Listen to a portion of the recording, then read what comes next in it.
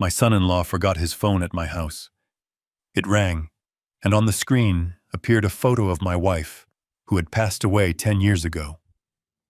When I opened the message preview, my heart almost stopped. It said she was waiting for him, and she needed cash. Before I continue this story, let me know where you are watching from in the comments below. Hit like and subscribe if you have ever had to stand up to family who underestimated your worth. I am Thomas Bennett, 72 years old. I spent 40 years of my life as a structural engineer in Chicago, calculating load-bearing walls and wind resistance for skyscrapers. I know how to spot a crack in the foundation before the building collapses. And looking across the dinner table that Sunday evening, I saw a massive crack sitting right in front of me wearing a designer suit he could not afford. His name was Jason. The air in my dining room was so thick, you could cut it with a knife. The pot roast my housekeeper Marta had prepared was getting cold, and my daughter Emily was staring at her plate, pushing peas around with a fork. She looked tired. At 34, she should have been glowing, but ever since she married Jason, she looked like a shadow of the vibrant girl I raised. Jason cleared his throat, adjusting his silk tie. He had that salesman smile plastered on his face, the one that didn't reach his eyes. He tapped his fingers on the mahogany table. "So," Thomas Jason said, leaning forward, "what do you think the crypto mining initiative is foolproof? We are talking about a 300% return in the first quarter. I just need the seed capital, $500,000. It is a drop in the bucket for a man of your stature." I picked up my wineglass and took a slow sip. I looked him dead in the eye. "I did not build my wealth by throwing money into invisible coins, Jason. I built it on steel concrete and contracts. Real things. Things you can touch." Jason's smile twitched. "Come on, Thomas. Don't be a dinosaur. This is the future. Emily and I, we want to build something. We want to be independent." I glanced at my daughter. She finally looked up, her eyes pleading. "Dad, please. Jason has worked so hard on this pitch. He just needs a chance." It broke my heart. Emily was smart, but she was fragile. When her mother, my Catherine, died in that car accident 10 years ago, Emily fell apart. She needed someone to lean on. Unfortunately, she leaned on Jason, a man who saw her not as a partner, but as a payday. I set my glass down. The sound echoed in the silent room. "No." Jason blinked as if he hadn't heard me correctly. "Excuse me," I said. "No, Jason. I am not giving you $500,000. If you want to invest, use your own money. Or better yet, get a job that pays a steady salary instead of chasing get-rich-quick schemes." The silence that followed was deafening. I saw the rage flash behind Jason's eyes. It was quick, like a snake striking, but I saw it. He stood up abruptly, his chair scraping loudly against the floor. "You just don't get it, do you?" He spat out, his voice shaking with suppressed anger. "You are so stuck in the past, you can't see an opportunity when it is staring you in the face.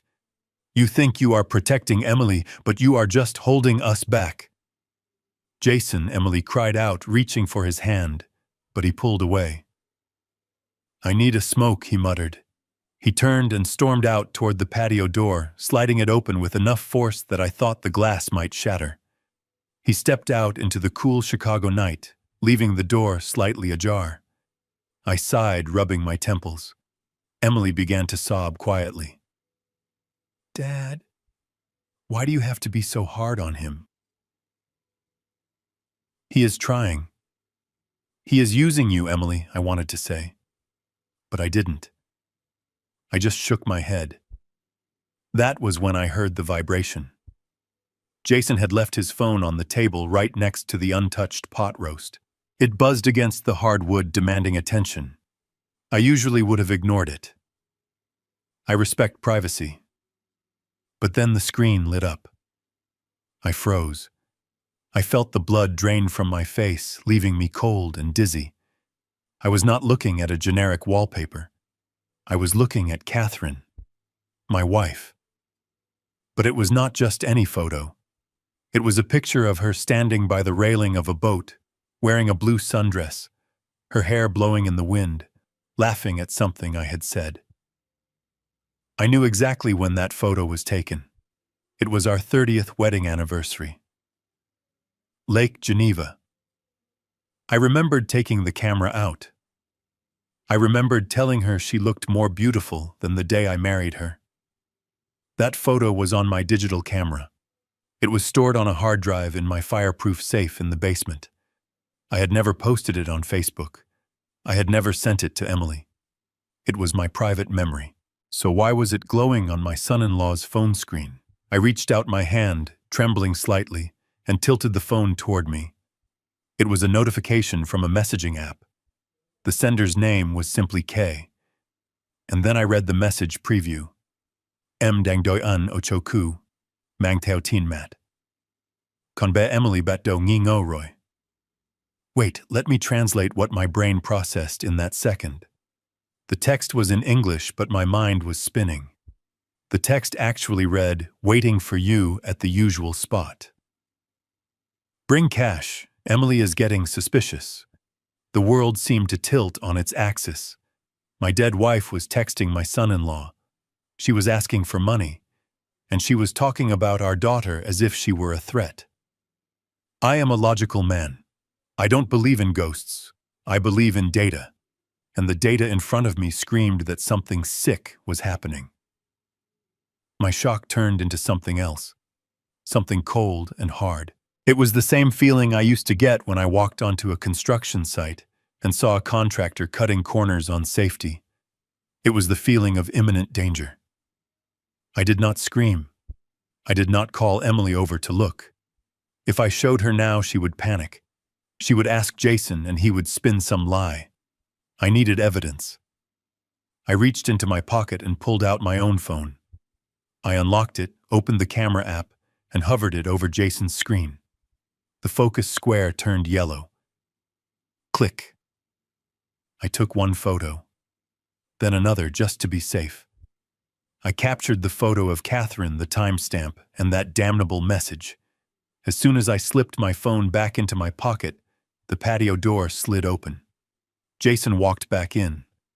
The smell of mints couldn't quite mask the faint scent of cigarettes. He looked composed again, his mask back in place. He walked toward the table, his eyes darting immediately to his phone. He saw me staring at him. He saw the way I was sitting rigid, my hands clenched on the table. He sensed something was wrong. He snatched his phone up quickly, shoving it into his pocket. "Sorry about that," he said, his voice smooth but tight. "Just needed some fresh air."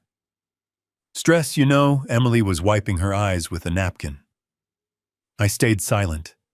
I watched him. I watched the way he wouldn't meet my gaze. I watched the way his hand lingered over the pocket where the phone was. I stood up slowly. My joints popped.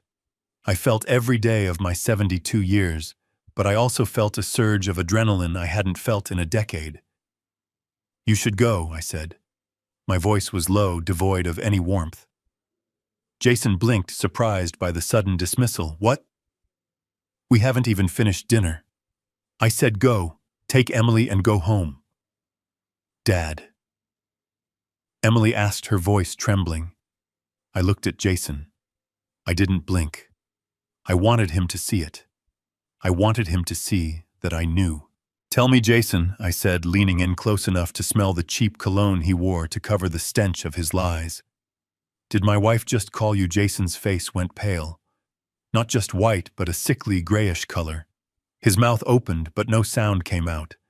For a split second, the mask slipped, and I saw pure terror. Then he laughed. A nervous, high-pitched sound. "What, Thomas, that is not funny. Catherine has been gone for 10 years. You are tired. You are imagining things." He grabbed Emily's arm a little too roughly. "Come on, Em. Your dad is clearly not himself tonight. We are leaving." I watched them walk to the door. I didn't stop them. I didn't yell. I stood there in the middle of my empty dining room, listening to the sound of his car engine fading into the distance. I pulled my phone out again and looked at the photo I had taken. The woman in the blue dress smiled back at me. "I am not imagining things, Jason," I whispered to the empty room. I walked over to the security panel on the wall and locked the house down. Then I walked to the basement. I didn't go to sleep. I went to my old workstation, the one with the 3 monitors I used for drafting blueprints. I sat down and placed my phone on the desk. My hands were steady now. The engineer was back at work, but this time I wasn't building a skyscraper. I was preparing to demolish one. I dialed a number I hadn't called in 5 years. It rang twice before a gruff voice answered. "Yeah, Mike, it is Thomas Bennett," I said. There was a pause, then a warmer tone. "Mr. Bennett, it has been a long time. Everything okay? No, Mike. I need you to work tonight. I need eyes on a vehicle, and I need you to find out who is using a dead woman's face to make phone calls." I hung up and looked at the screen again. "Waiting for you at the usual spot." I was going to find that spot. And God help whoever was waiting there. That question hung in the air, like smoke from a blown-out candle. "My wife called you." The silence in the dining room was heavy, broken only by the hum of the refrigerator and the shallow, ragged breathing of my daughter. Jason held his phone against his chest, his knuckles white, his eyes darting between me and Emily. For a moment, he looked like a cornered rat, the kind that bites when it has nowhere left to run. But then, right before my eyes, I watched a transformation that made my blood run cold. The fear vanished from his face, replaced by a look of wounded dignity. He straightened his jacket, let out a long, exasperated sigh, and shook his head as if he were dealing with a senile child. He walked over to Emily and knelt beside her chair, taking her trembling hand in his. "Honey, I am so sorry," Jason said, his voice dripping with a sickly sweetness that made my stomach turn. "I did not want you to find out this way. It was supposed to be a surprise for your birthday next week." Emily looked up and her eyes red and swollen. "What are you talking about?" "Jason. Why was Mom's picture on your phone?" Jason looked up at me with a mix of pity and defiance before turning his attention back to my daughter. He pulled his phone out slowly, unlocking it with a deliberate calmness. "It is called Project Mnemosyne," he said softly. "It is a new AI service barely out of beta testing. Grief tech. I have been working with a developer friend of mine for months on this." I stood there, my arms crossed, listening to the lie form in real time. Grief tech. It sounded exactly like the kind of buzzword nonsense he always pitched. "Go on," I said, my voice flat. "Explain to me how an app sends a text message from a dead woman asking for cash." Jason didn't even flinch. He kept his eyes locked on Emily, ignoring me completely. I know how much you have been struggling lately. I know how much you miss her voice. This app, it takes old photos and videos, analyzes them, and creates a digital persona. I scanned that photo from one of your dad's old albums in the study a few months ago when we were visiting. I wanted to give you the chance to talk to her again, to hear her tell you she loves you one more time. I watched Emily's face crumble. The skepticism washed away, replaced by a desperate, heartbreaking hope. You did that for me," she whispered. "I did," Jason said, squeezing her hand. "I wanted to give you the one thing money cannot buy." I felt a surge of rage so hot, it almost blinded me. He was using my dead wife, using Emily's trauma to cover his tracks. I slammed my hand down on the table, making the silverware jump. "Stop it," I growled. "Do not lie to her." "And the text message, Jason, the part about the usual spot, the part about bringing cash, is your AI ghost running an extortion racket." Now Jason finally stood up and faced me. He looked calm, almost bored. "That is just a glitch, Thomas. It is a beta app. The developers are based overseas. The translation software is garbage. The notification was supposed to say that the subscription renewal is due. Cash is just a bad translation for payment. And usual spot refers to the server access point. I was getting ready to pay the premium fee so it would be ready for Emily's birthday." He turned back to Emily, his face the picture of sincerity. I got the notification during dinner and panicked. I didn't want the surprise to be ruined. That is why I went outside. I was trying to fix the billing issue so it would be perfect for you. It was a masterclass in manipulation. It was a lie so audacious, so detailed, and so perfectly targeted at Emily's weak points that it was almost bulletproof. He had taken a moment of horror and twisted it into an act of romantic devotion. And it worked.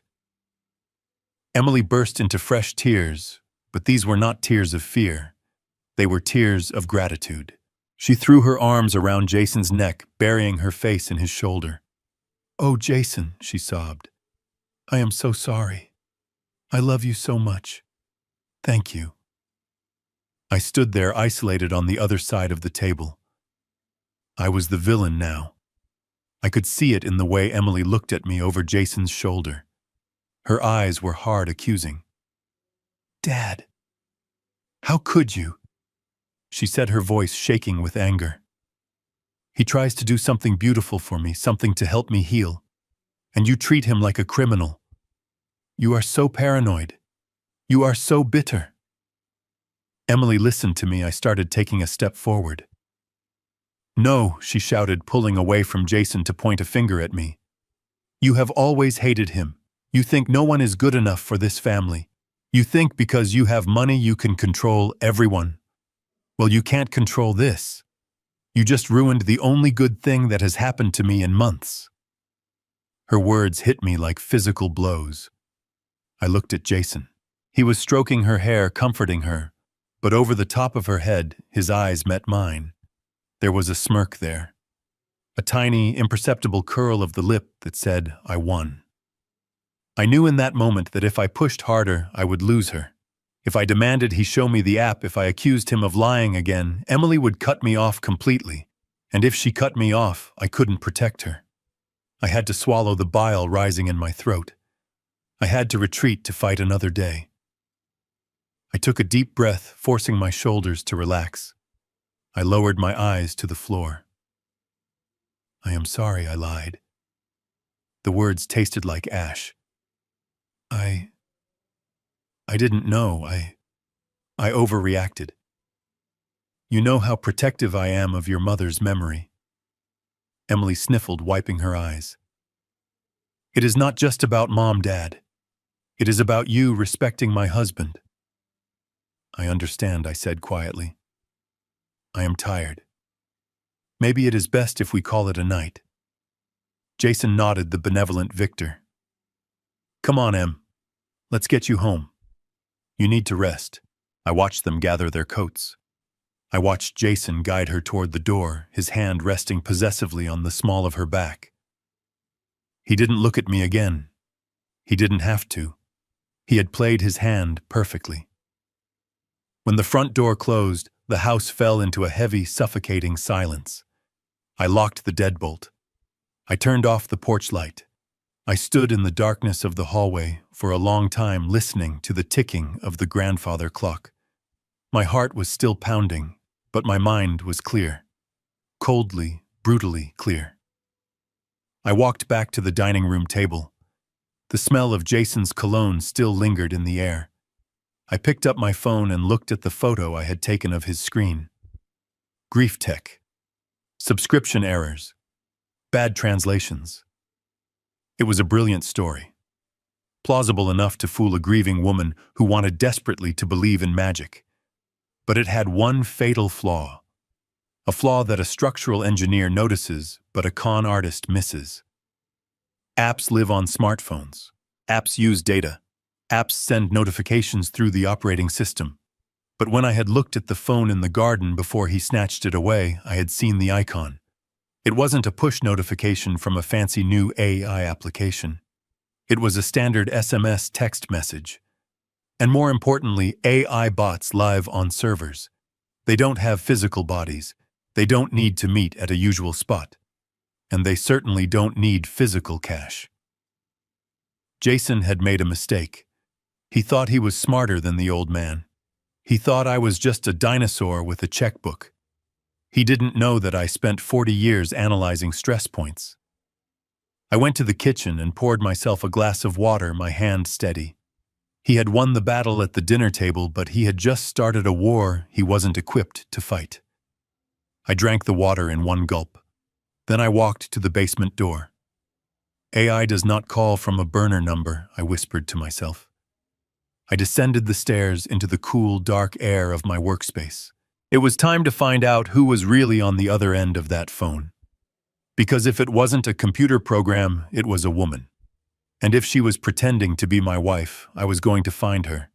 And when I did, Jason's perfect little story was going to collapse like a house of cards in a hurricane. The blue light from the 3 high-definition monitors washed over my face, turning the lines of my skin into a topographic map of exhaustion. My basement office was silent, save for the hum of the cooling fans in the hard drive tower. This was my sanctuary. For 40 years, I had sat in this chair designing the skeletal structures of hospitals and skyscrapers, calculating the exact amount of pressure a steel beam could take before it buckled. Tonight, I was calculating the breaking point of my own family. I did not go to sleep. Sleep is for the innocent, and after what I had witnessed at dinner, I no longer had the luxury of innocence. I typed in my password, a string of numbers that corresponded to the date I first met Catherine. The security system interface loaded, displaying a grid of 16 cameras covering every inch of my property. I selected camera 4, the patio. I scrubbed the timeline back to 7:14 p.m. That was when Jason had stormed out of the dining room, feigning righteous indignation. I pressed play. On the screen, grainy but clear enough, Jason stepped out into the cool night air.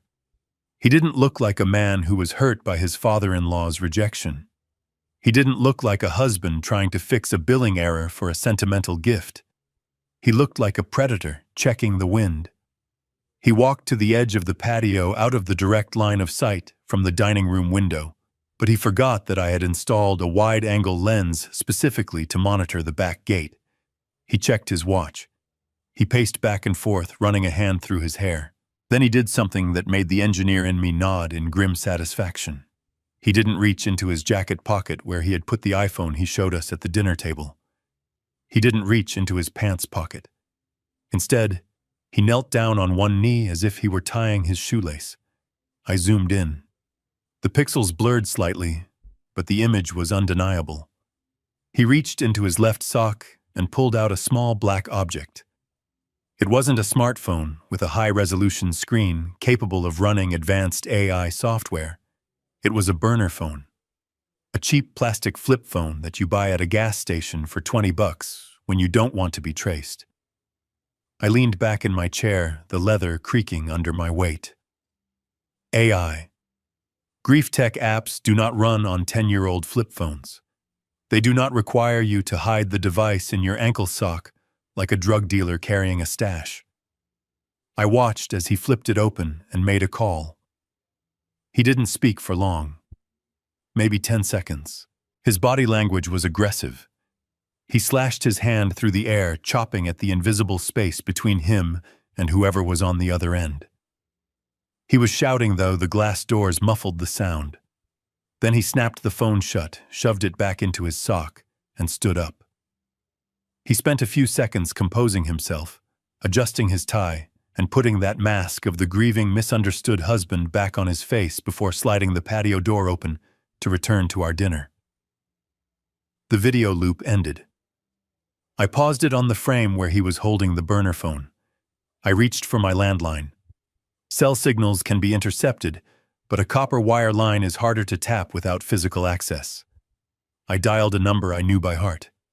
It rang 4 times before a groggy voice answered. "Yeah, Mike, it is Thomas." The rustling of sheets on the other end. "Thomas, it is midnight.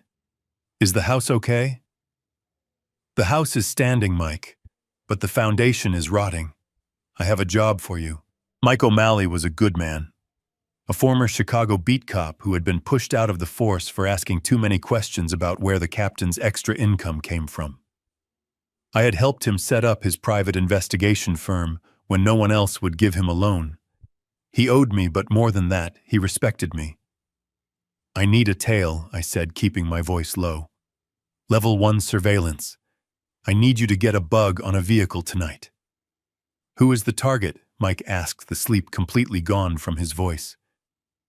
Jason, I said. My son-in-law. There was a heavy pause on the other line.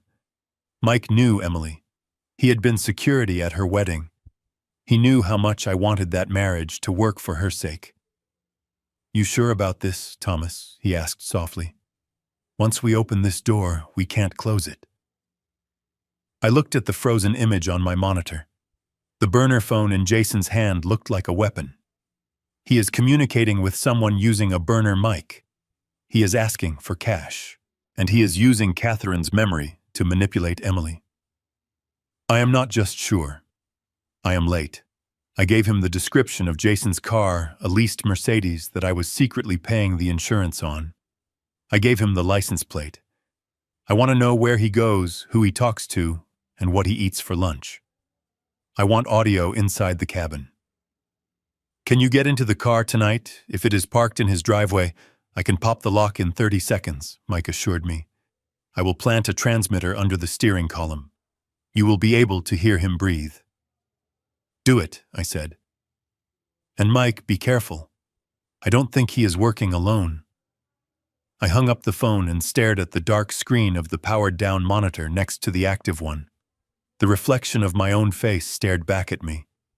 Old, tired, but eyes burning with a cold fire. My mind drifted back. It does that more often these days. It drifted back 10 years to a steakhouse in downtown Chicago. It was the first time Emily had brought Jason to meet us. He was charming then, too. He had ordered the most expensive bottle of wine on the menu without asking, assuming I was paying. He told stories about his time on Wall Street, about deals that were just about to close, about how he was going to revolutionize the fintech industry. Emily was beaming, clutching his arm like he was a prize she had won at a fair. But Catherine, my Catherine. She sat next to me, sipping her water, her beautiful face unreadable to anyone but me. Under the table, her hand found my knee. She squeezed it. Hard. 2 short squeezes. That was our signal. It meant danger. On the drive home that night, while Emily was texting Jason from the back seat, Catherine had turned to me. Her voice was a whisper so Emily wouldn't hear. Thomas, she had said, looking out the window at the passing city lights. He does not look at people when they talk. He looks at their hands. He looks at their watches. He assesses value, not character. You think he is a gold digger? I had asked. I think he is a coyote, she had replied. He is hungry, and he sees a wounded rabbit in our daughter. I had dismissed her fears then. I told her she was being too protective. I told her the boy was just ambitious. I wanted Emily to be happy so badly that I ignored the wisdom of the woman who knew people better than I knew concrete. I rubbed my eyes, feeling the moisture of regret. You were right, Catherine, I whispered to the empty basement. You warned me, and I let the coyote into the henhouse. The hours ticked by. 1 a.m., 2 a.m. I didn't move. I sat there reviewing bank statements on the second monitor, tracing withdrawals that Jason had made from the joint account he shared with Emily.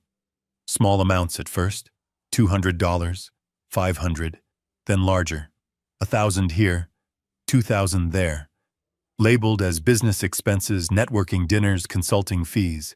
It was a slow bleed. He wasn't just stealing her money. He was draining her future, drop by drop. At 2:45 a.m., the landline rang again. It sounded like a gunshot in the silence. I picked it up before the second ring. Talk to me, I said. It is Mike. The voice on the other end was grim. The background noise sounded like wind rushing past a car window. Did you plant the bug? I asked. I didn't have to, Mike said. I drove to their house in Lincoln Park to do the job, but the car wasn't there. My grip on the receiver tightened. What do you mean it wasn't there? I watched them leave my house at 8 o'clock. They should have been home by 8:30. He didn't go home, Thomas, Mike said. I tracked the GPS on the Mercedes system. It is a feature you paid for when you bought the lease, remember? Where is he? He is in the south side, Mike said, near 63rd and Halsted. I froze. That wasn't a neighborhood where investment bankers went for late-night meetings. That was a neighborhood of boarded-up windows, gang tags, and desperation. It was a place where a Mercedes parked on the street was an invitation to a carjacking. Is he moving? No. He has been parked in front of a tenement building for 3 hours. The building is a dump, Thomas. Half the lights are out. I felt a cold chill slide down my spine. Why would my son-in-law, who claimed to be building a high-tech AI empire, be sitting in a crumbling apartment block in one of the most dangerous parts of Chicago at 3 in the morning? Send me the address, as I said, standing up. You are not going down there, Thomas Mike warned. It is dangerous. Let me handle it. I grabbed my keys from the desk. I am not going to knock on the door, Mike.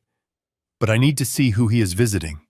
I need to see the face of the ghost he is consulting. I hung up the phone. I didn't feel tired anymore. The structural integrity of my family had just failed. The collapse had begun, and I was the only one who could control the demolition. I walked out of the basement, past the silent kitchen, and into the garage. My old Ford pickup truck sat there solid and reliable. I climbed in the engine, roaring to life like a waking beast. Jason thought he was playing a game with a senile old man. He was about to find out that this old man built the city he was trying to hide in. I backed out into the night, the headlights cutting through the darkness, heading south toward the truth. The drive south on the Dan Ryan Expressway felt like a descent into another world. The well-manicured lawns and gated driveways of the northern suburbs faded into the rearview mirror, replaced by the industrial skeletons of factories that had closed down 20 years ago. I kept my hands at 10 and 2 on the steering wheel, my eyes scanning the road. I had built structures all over this city, but I rarely came down here at night. This was a part of Chicago where the streetlights were often broken, and stop signs were treated as suggestions. I checked the GPS coordinates Mike had sent me. The dot on the screen was blinking steadily, a digital heartbeat leading me to the truth. I pulled off the highway and navigated through a maze of narrow streets. The houses here were old, huddled together for warmth, many with plywood, covering the windows like bandages over wounds. It was 3 in the morning, and the streets should have been empty, but shadows still moved on the corners. I spotted Mike's nondescript gray sedan parked half a block down from a crumbling brick tenement building. I pulled my truck in behind him, killing the lights and the engine. The silence that rushed into the cab was heavy. I grabbed the thermos of black coffee I had brought, my hands shaking slightly, not from cold, but from a rage I was struggling to contain. My phone buzzed. It was a text from Mike. Do not get out of the car. Watch the front door. I lowered my window just a crack to let in the cold night air. The smell of damp concrete and old exhaust fumes filled the cabin. I fixed my eyes on the entrance of the building. It was a heavy steel door, dented and scarred, lit by a single flickering yellow bulb. 10 minutes passed. Then 20. I began to wonder if Jason had already left, if we had missed him. I started to question my own sanity. Maybe I was just a paranoid old man chasing shadows. Maybe Jason really was just buying drugs or gambling.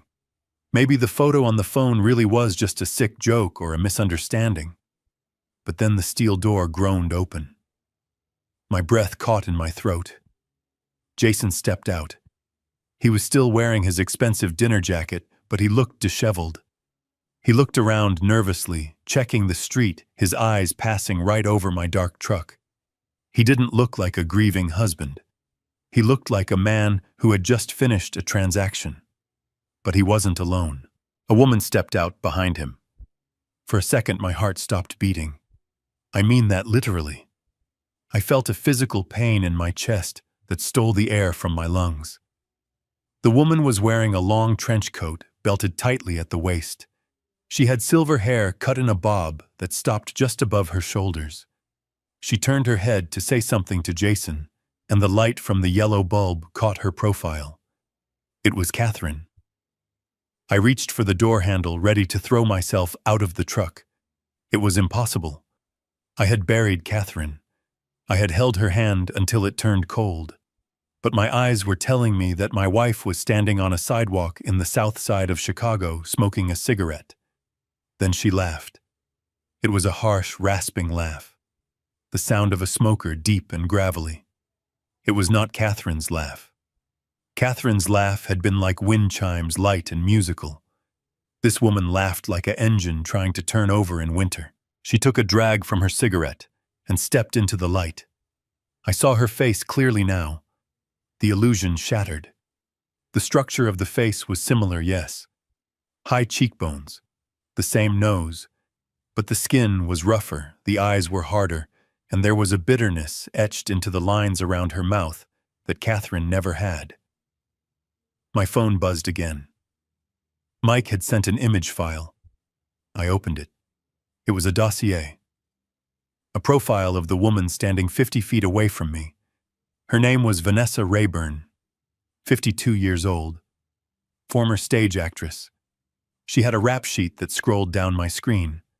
Petty theft, check fraud, and 2 counts of insurance fraud involving staged accidents. I looked up from the screen to the woman. Jason handed her an envelope. It was thick. Cash.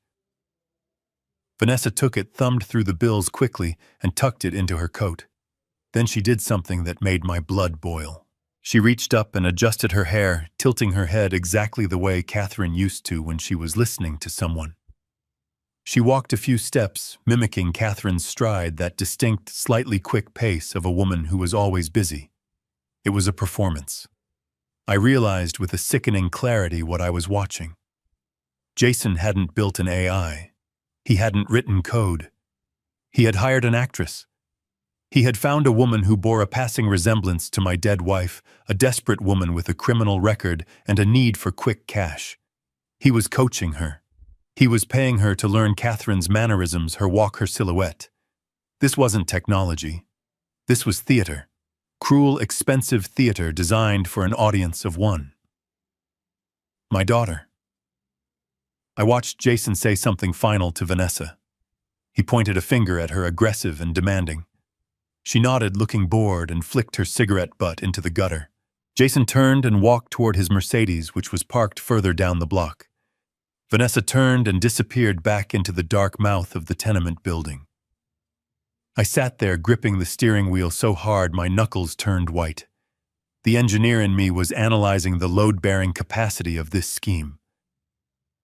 Why go to this length? Why hire a physical double in AI voice on a phone is one thing. A physical presence is high risk. It means they intend to escalate. It means a voice isn't enough anymore. They need Emily to see something. They need to break her reality completely. Jason drove away, his taillights fading into the gloom.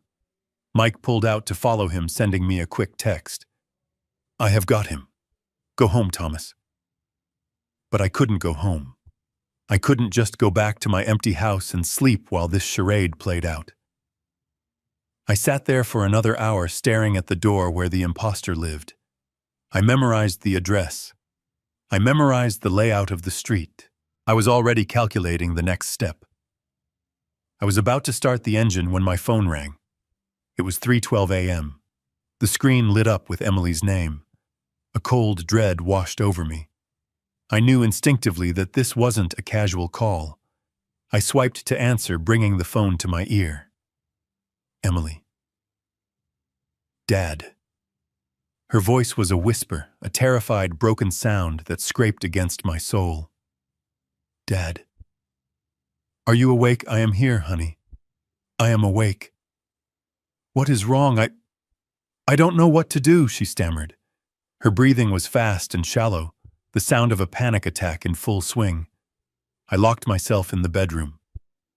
Jason isn't home. He said he had to go to the office for an emergency. I closed my eyes. He wasn't at the office. He was driving away from a drug deal with a ghost. "Emily, listen to me. You are safe. The doors are locked." "No, Dad," she sobbed, and the sound was so full of pure, primal fear that it made the hair on my arms stand up. "The doors are locked. But she is inside." "Who is inside, Emily, Mom?" she whispered. The word hung in the silence of the truck cabin. "Dad." I heard her. I heard her walking downstairs. The floorboards. You know how she used to walk. That click-click of her heels. I heard it. And then... She paused, choking on a sob. "And then what, Emily?" I opened the door. "Just a crack, Dad." I looked down into the hallway.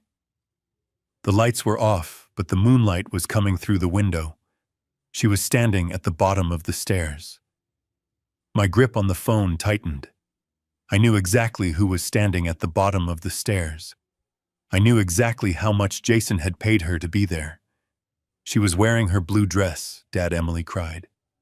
The one she was buried in. She looked up at me. She didn't have a face, Dad. It was just shadow. But she pointed at me. She pointed at me, and she told me I was being a bad daughter.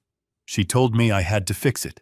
"Emily, listen to me very carefully," I said, my voice steady despite the rage burning through my veins. "That is not your mother. Do you hear me? That is not Catherine. It is her, Emily." Screamed, losing control.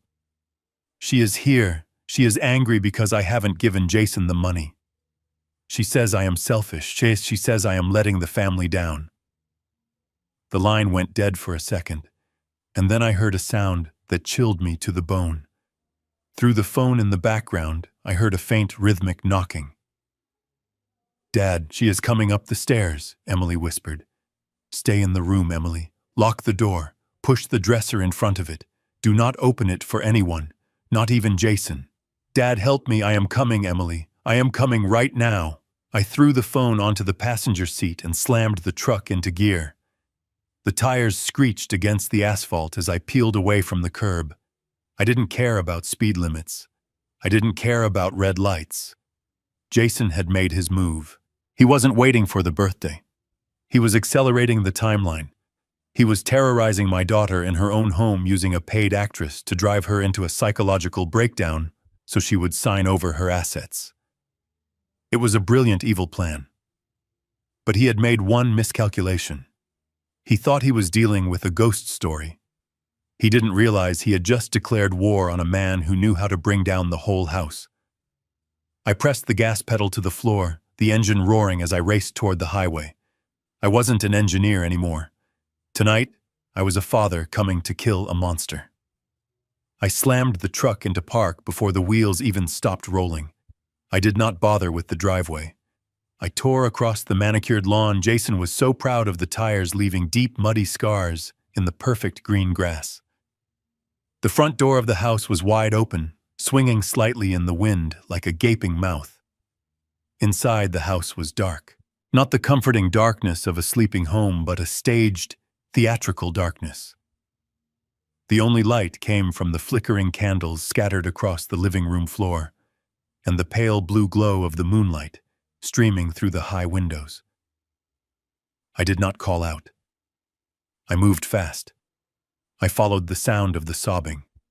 It was a raw, guttural sound that no father should ever have to hear coming from his child. I found them in the master bedroom. Emily was not on the bed. She was pushed into the corner of the room, wedged between the heavy oak wardrobe and the wall, as if she were trying to merge with the plaster. Her knees were pulled up to her chest, her hands clawing at her hair.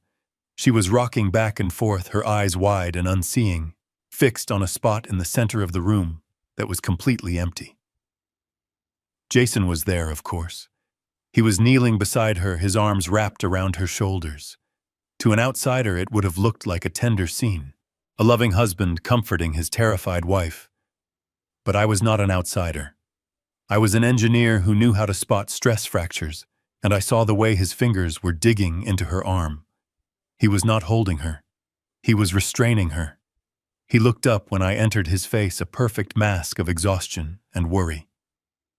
"Thank God you are here, Thomas," he said, his voice dropping to a harsh whisper. "She is having a complete break. I can't get her to calm down." I ignored him. I dropped to my knees on the other side of Emily. "Emily," I said softly, "I am here. Dad is here. Look at me." She did not look at me. She pointed a trembling finger at the empty space in the center of the room. "She is still there, Dad." Emily whispered, her teeth chattering. "Can't you see her? She is standing right there. She is wearing the blue dress, the one with the blood on it." There was no one there. But the air in the room was freezing. The window was open, and then I saw it. Movement, just a flicker of shadow in the hallway mirror that reflected the kitchen downstairs. I saw the back door ease shut. I saw the hem of a beige trench coat disappear into the night. Vanessa. Jason had timed it perfectly. He had kept the actress here just long enough to shatter Emily's mind and signaled her to leave the second he heard my truck engine. He caught me looking at the door. He didn't panic. He just blinked, a slow, deliberate movement, and gave a tiny, almost imperceptible shake of his head. It was a warning. If I chased her, I left Emily alone with him. If I stayed, the evidence vanished. He had me checkmated. I turned back to my daughter. "Emily, honey, listen to me. That is not Mom. Mom is at peace. That was a trick. No." Emily screamed, shrinking away from me. She pushed my hand away as if my touch burned her. "Do not lie to me anymore, Dad." She told me everything." "What did she tell you?" I asked, feeling a cold pit open in my stomach. Jason tightened his grip on her, pulling her closer to him. "Shh, baby, don't say it. You are upset." "Let her speak, Jason," I snarled. Emily looked at me with eyes full of betrayal. It was the same look her mother used to give me when I worked late on Christmas Eve, but twisted into something horrifying. "She said you are the one hurting her." Emily sobbed. "She said her soul is trapped. She said she cannot move on because you tampered with the will. She said you stole the money that was supposed to be for our future children. She said you are hoarding it because you hate Jason, because you want us to fail." The accusation hit me harder than a physical blow. It was so precise. It targeted my deepest insecurity, that I was a cold, distant provider, and weaponized it. "I never touched the will, Emily," I said, my voice shaking. "Everything I have is for you." "Liar," she shrieked. She said the only way to free her is for me to take control. I have to make it right. I have to sign the papers. If I don't, she will haunt this house forever. She said she is cold, Dad. She said she is so cold because of you." She buried her face in Jason's chest, wailing. Jason looked at me over her trembling body. His face was tragic, but his eyes were dancing with triumph. He stroked her hair, making soothing, shushing noises. "You see what I am dealing with," Jason said quietly. "She has been like this for hours. Hallucinating, paranoia. It is exactly what Dr. Evans warned us about." "Dr. Evans?" I asked. The name sounded familiar. Then I remembered. A psychiatrist Jason played golf with. A man who had lost his license in Florida for overprescribing opioids before moving to Chicago. "Yes," Jason continued, his voice smooth as silk. "I called him when this started. He said this is a classic psychotic break induced by financial stress. Emily feels powerless, Thomas. She feels like a child in your shadow. Her subconscious is projecting that fear as her mother." He paused, waiting for the words to sink in.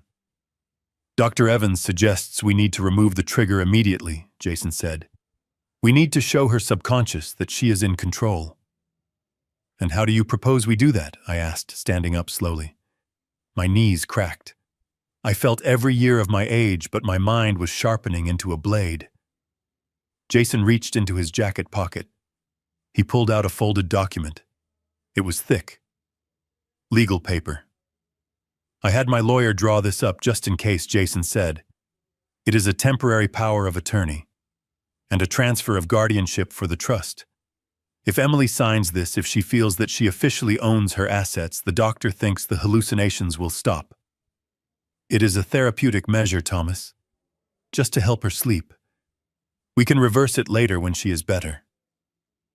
I looked at the document. Then I looked at Jason. He wasn't just a thief. He was an architect of destruction.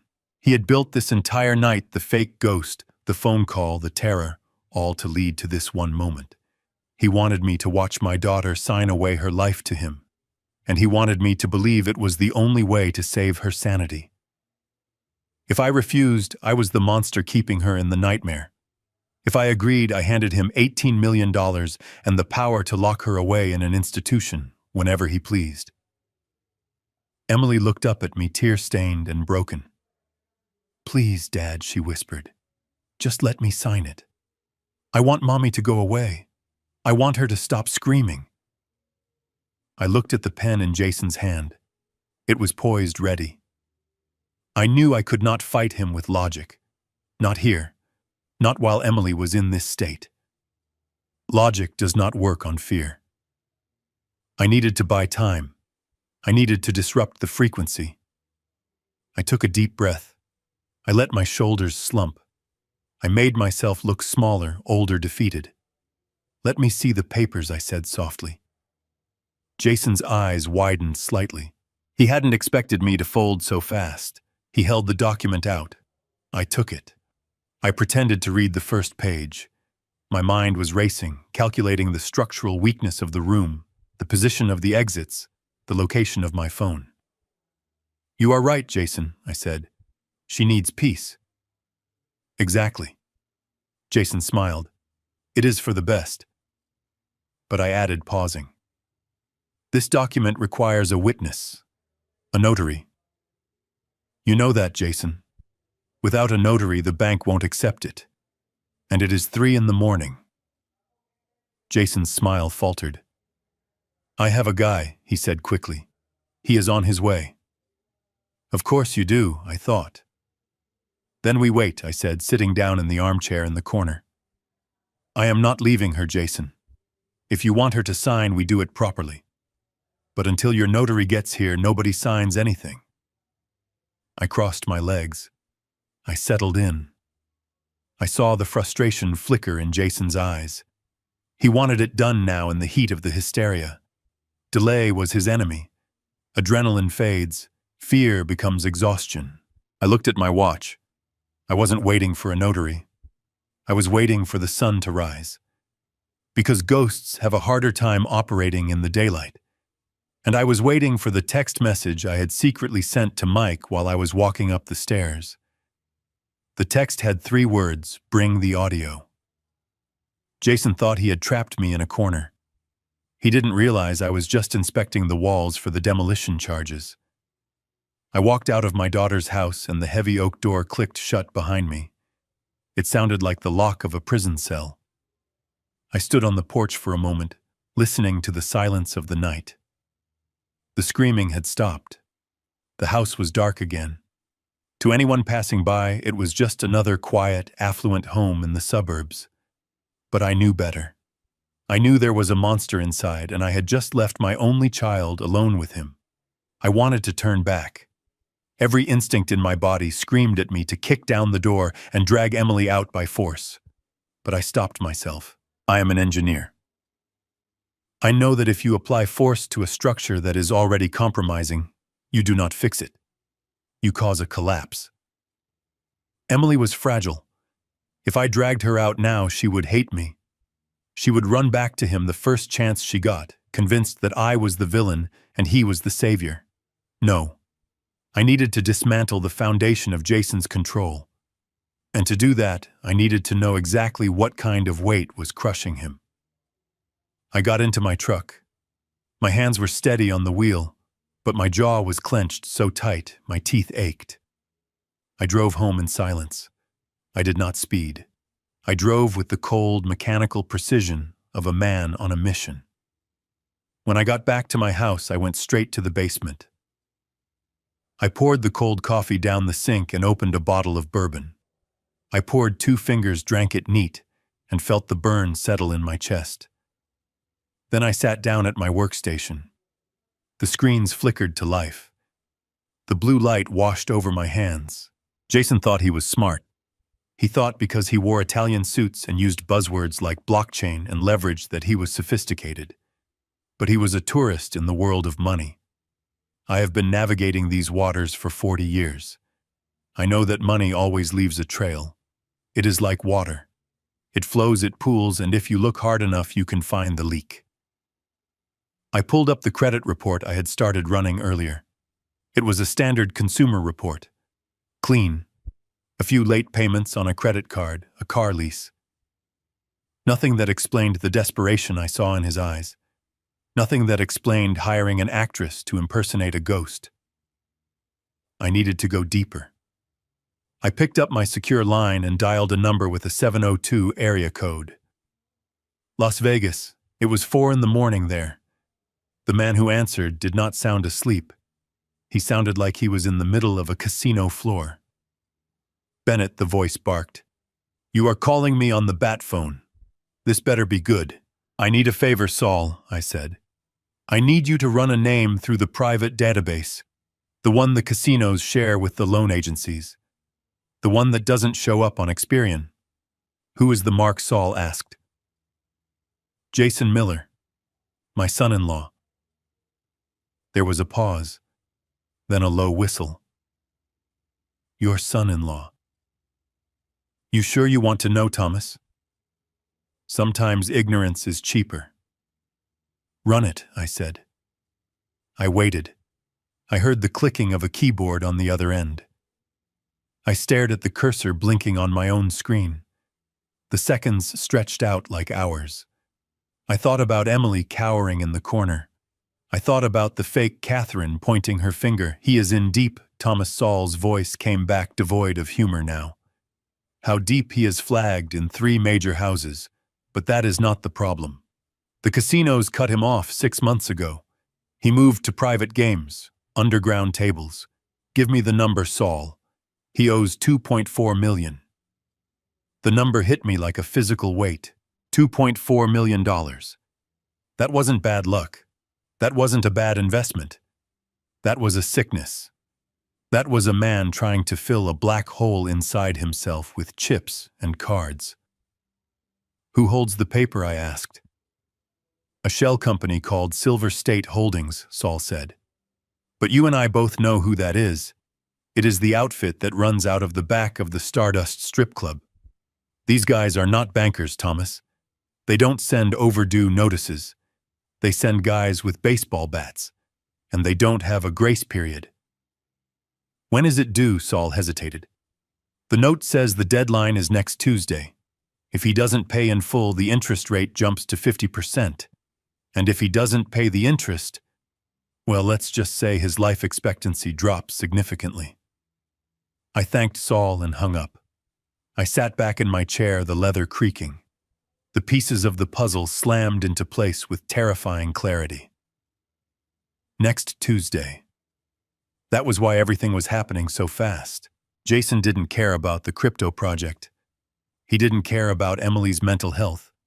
He didn't even care about the $500,000 he asked me for at dinner.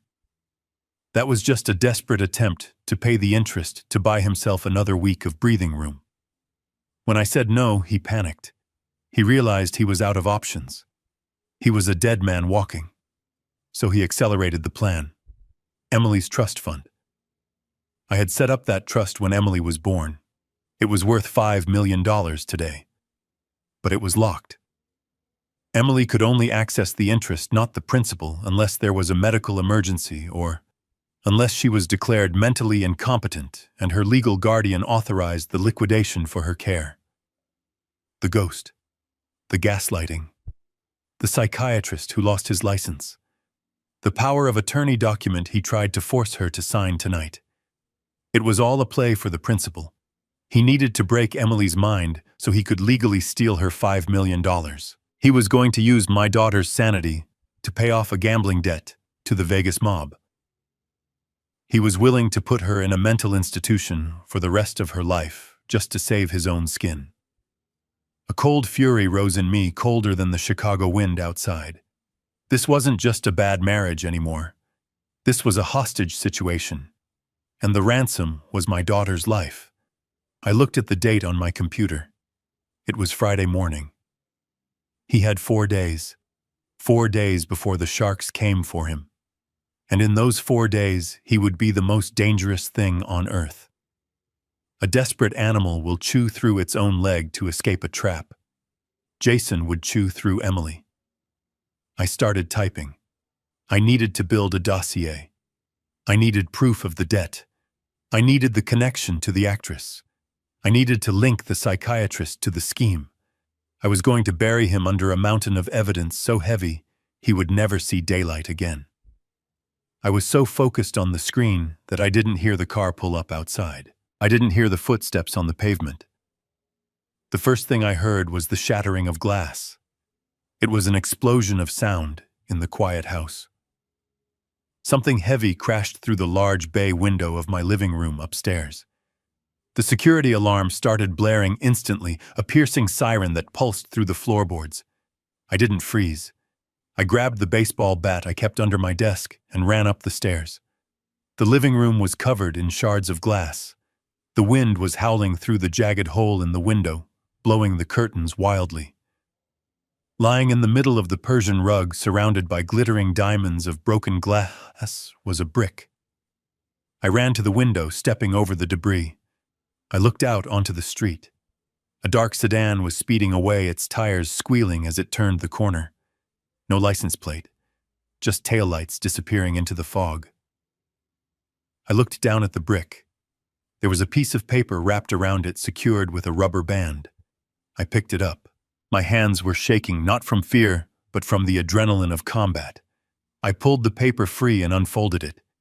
It was a handwritten note, scrawled in thick black marker. "Stay out of family business, old man. Next time it won't be a rock." I stared at the note. It wasn't Jason's handwriting. It was too crude, too aggressive. He had sent someone. Maybe he had paid a local thug $100. Or maybe he had told his creditors that his rich father-in-law was the one blocking the payment. Maybe he had pointed the sharks at me. I looked out into the darkness. The alarm was still screaming, waking up the neighbors. But inside my head, it was quiet. Jason had made a fatal error. He thought this rock would scare me. He thought that by breaking my window, he would break my resolve. He thought I was just a retired engineer who would retreat to his safe room and call 911. He forgot what I used to do for a living. I dealt with forces of nature. I dealt with gravity, wind, and pressure. I knew that when a structure is attacked, you don't abandon it. You reinforce it. I crumpled the note in my fist. "You want to make this a street fight, Jason?" I whispered to the empty street. "Fine." I walked over to the security panel and punched in the code to silence the alarm. The sudden quiet was heavy. I looked at the hole in my house. It was an act of war. I turned around and walked back to the kitchen. I didn't call the police. The police would take a report. They would file it. They would tell me to get a restraining order. A piece of paper wouldn't stop a man who owed $2 million to the mob. I needed something stronger than the law. I picked up my phone and dialed Saul back. "I need another favor," I said when he answered. "You are racking up a tab, Thomas." "I need to buy a debt," I said. Silence on the other end. "What did you say? I want to buy the paper on Jason Miller," I said, my voice as hard as concrete. "I want to become the holder of the note." "How much to get Silver State Holdings to assign the debt to me, Thomas?" "You are talking about paying $2.5 million cash to criminals, just to own your son-in-law." No, I said. Not to own him. To finish him. Make the call, Saul. Tell them the money will be wired by noon. I hung up the phone. I looked at the brick on the floor. I wasn't the prey anymore. I was the hunter. And on Tuesday, when the bill came due, Jason wasn't going to face a thug with a baseball bat. He was going to face me. I did not go to the high-rise apartment where my son was hiding, nor did I drive to the corporate offices where the board of directors was waiting for my resignation. Instead, I drove my old sedan to the south side of the city, to a neighborhood where the streetlights flickered and the potholes were deep enough to swallow a tire. I was looking for the Neon Lounge, a dive bar that smelled of stale beer, regret, and bad decisions. I knew this was where Vanessa spent her evenings, when she wasn't whispering poison into my son's ear. I wasn't there to fight. I was there to offer a lifeline, though I knew deep down she probably wouldn't take it. I parked the car under a broken light and walked inside. The air was thick with smoke and the sound of a jukebox playing a song about lost love that no one was listening to.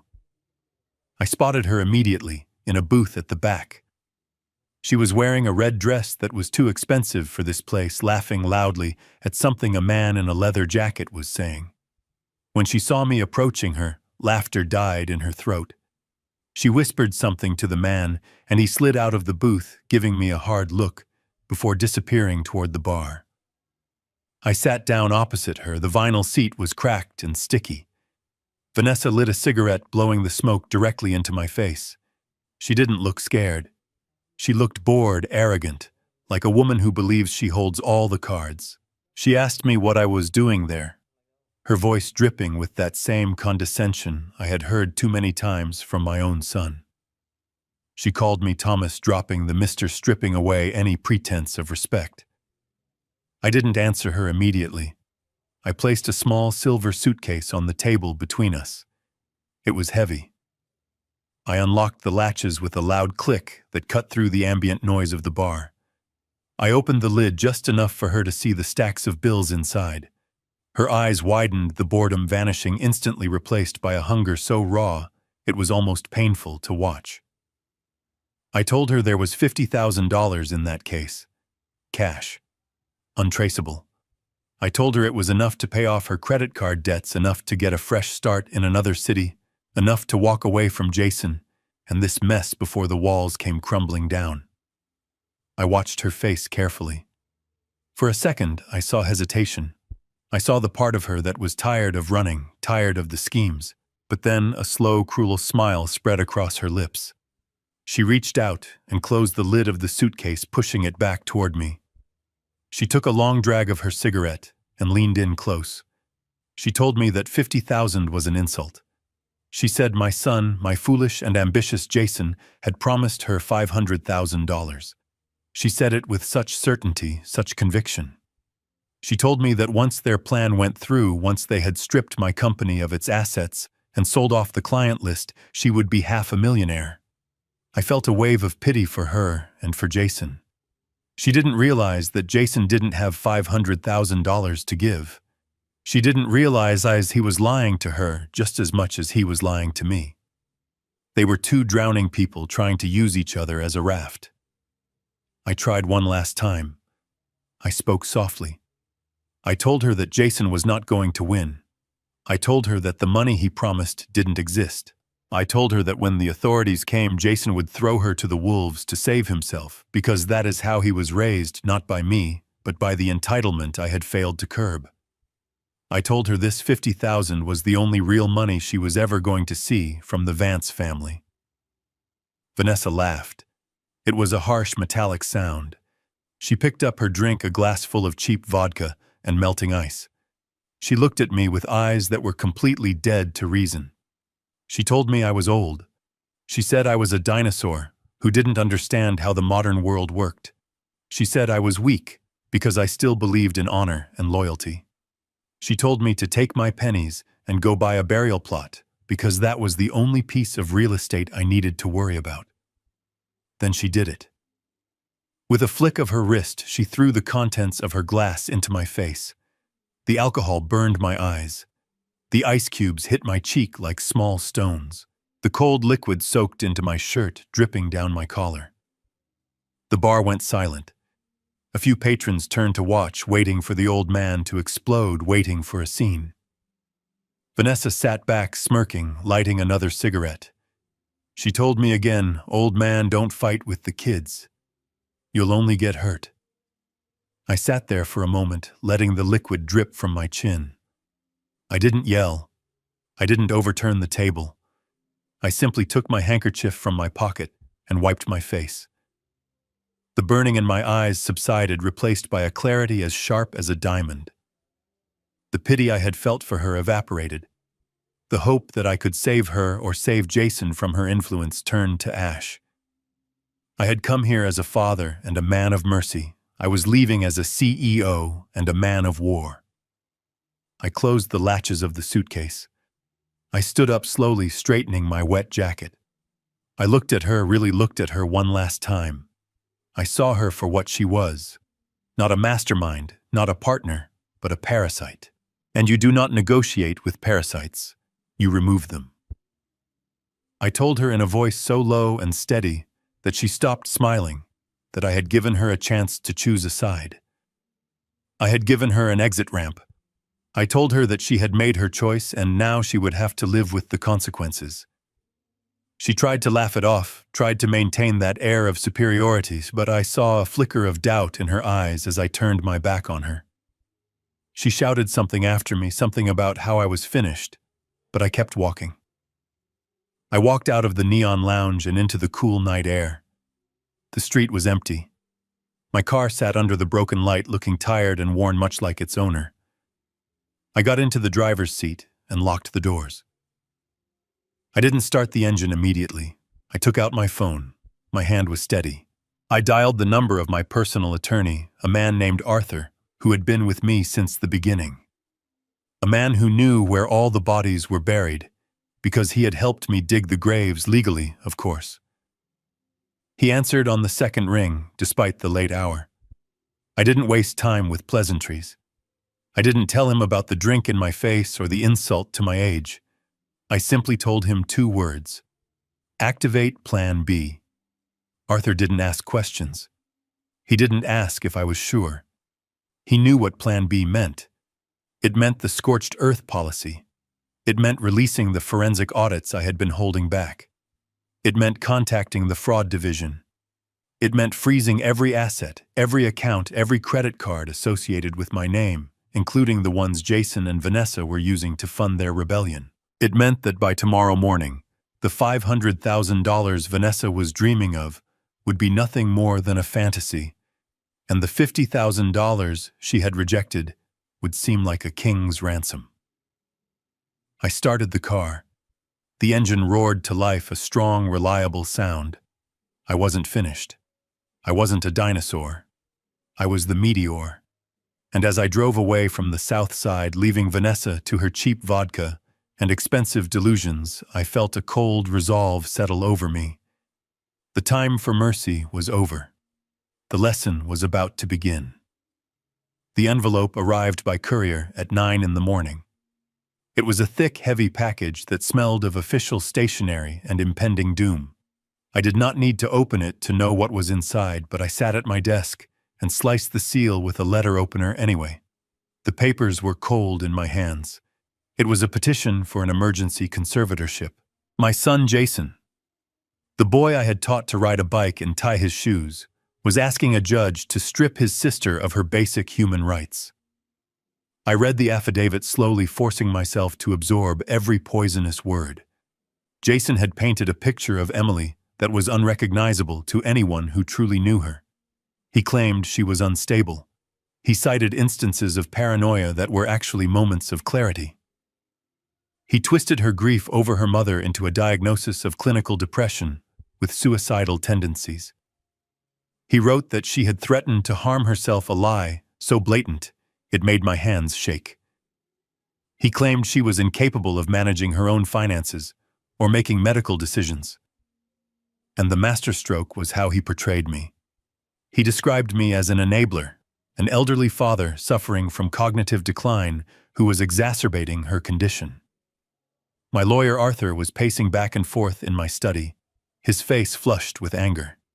He wanted to file a counter-motion immediately. He wanted to storm the courthouse and expose Jason's lies before the ink was dry.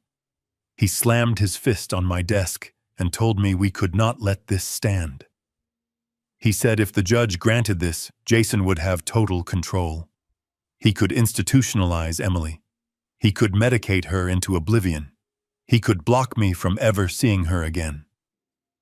I sat there looking at the signature on the bottom of the page. It was Jason's signature, bold and looping the same way he signed birthday cards. I took a deep breath and told Arthur to sit down. I told him we were not going to file a counter motion. We were not going to appear in court to contest it. We were going to do absolutely nothing. Arthur looked at me as if I had lost my mind. He asked me if I understood the stakes. He asked if I was giving up. I looked him in the eye and told him that I was not giving up. I was giving Jason exactly what he wanted. I was giving him enough rope to hang himself. If we fought him now, it would be a messy domestic dispute. It would be his word against mine. The judge might hesitate, or he might appoint a neutral third party, which would slow everything down. But if we let Jason win, if we let him think he had outsmarted the old man, his arrogance would blind him. He would feel invincible. And an invincible man makes mistakes. An invincible man gets careless. The hearing was scheduled for that afternoon. Since it was an emergency petition, it was ex parte, meaning they didn't even need us there to make a temporary ruling. I stayed home. I sat in my armchair by the window and watched the rain fall, imagining the scene in the courtroom. I could see Jason wearing his best suit, putting on that mask of the concerned, burdened brother. I could hear him telling the judge how hard it was for him to take this step, how much he loved his sister, how he only wanted to save her. By 4 o'clock, my phone buzzed. It was a text from Arthur. The judge had granted the temporary conservatorship. Jason was now effectively Emily's legal guardian. He had the power to control her movements, her associations, and her assets. Legally, I was now a stranger to my own daughter. A heavy silence settled over the house. It was the kind of silence that screams. I felt a physical ache in my chest, a deep gnawing fear for Emily. I knew she would be terrified. She would feel abandoned. She would think I had failed her. I had to trust that she was strong enough to hold on for just a little longer. I had to trust that the seeds of doubt I had planted in her mind earlier would keep her alert. I had to sacrifice the battle to win the war. I spent the evening reviewing the files Arthur and I had compiled. The bank transfers, the shell companies, the evidence of Jason's debts. I looked at the photos the private investigator had taken. I looked at the timeline of events. It was all there. But I needed one more thing. I needed Jason to make an overt act of malice while he thought he was untouchable. I needed him to show his true face when he thought no one was watching. The sun went down and the room filled with shadows. I didn't turn on the lights. I just sat there waiting. I knew the call would come. Jason wouldn't be able to resist the urge to gloat. He needed to hear the defeat in my voice. He needed to confirm that I was broken. At 8 o'clock, the phone rang. The screen lit up with his name. I let it ring 3 times before picking it up. I didn't say hello, I just listened. Jason's voice was smooth, almost cheerful. He didn't mention the court order right away. He asked how I was doing. He asked if I had had a quiet day. The cruelty was subtle, wrapped in faux concern. He told me he had some good news. He said the court had agreed that Emily needed help. He said he was going to make sure she got the best care possible, implying that my care had been insufficient. I kept my voice low and weary. I didn't argue. I didn't scream. I sounded like a man who had been beaten. I asked him what happened next. He paused, savoring the moment. He told me that things were going to change. He said he was going to bring in some specialists to evaluate Emily. He said he was going to secure the house to make sure she didn't hurt herself. And then his tone shifted. It became darker, more intimate. He told me that they were holding a small gathering tomorrow night at the house. He called it a séance. He said they had found a medium, someone who could help Emily find closure with Mom. He said it was going to be a final farewell, a way to put the past to rest so they could move forward. I felt a chill run down my spine. A séance. It was absurd, theatrical, and deeply manipulative. Jason didn't believe in spirits. He believed in leverage. He was going to use my wife's memory, the one sacred thing we all shared, to terrorize Emily. He was going to stage a performance to break her spirit completely. He invited me to come. His invitation wasn't out of kindness. It was a summons. He wanted me to be there to witness his triumph.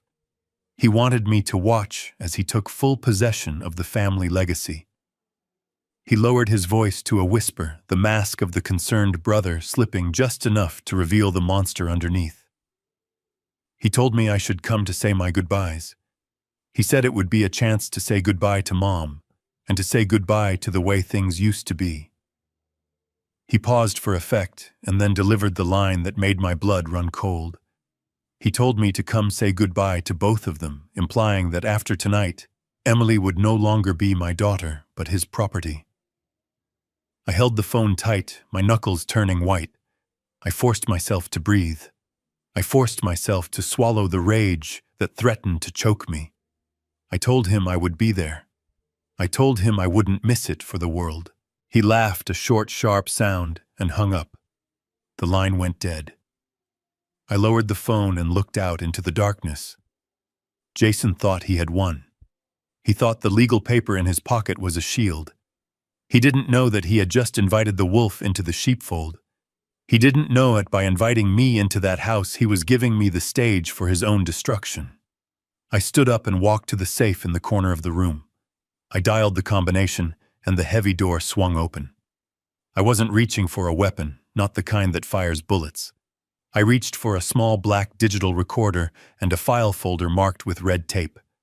Tomorrow night, there would be ghosts, yes. But they wouldn't be the ones Jason was expecting. Tomorrow night, the ghost of justice was coming to dinner.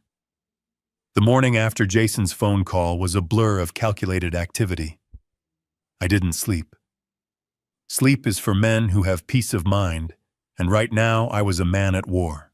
I drove to a nondescript warehouse in the industrial district to meet Mike, my private investigator.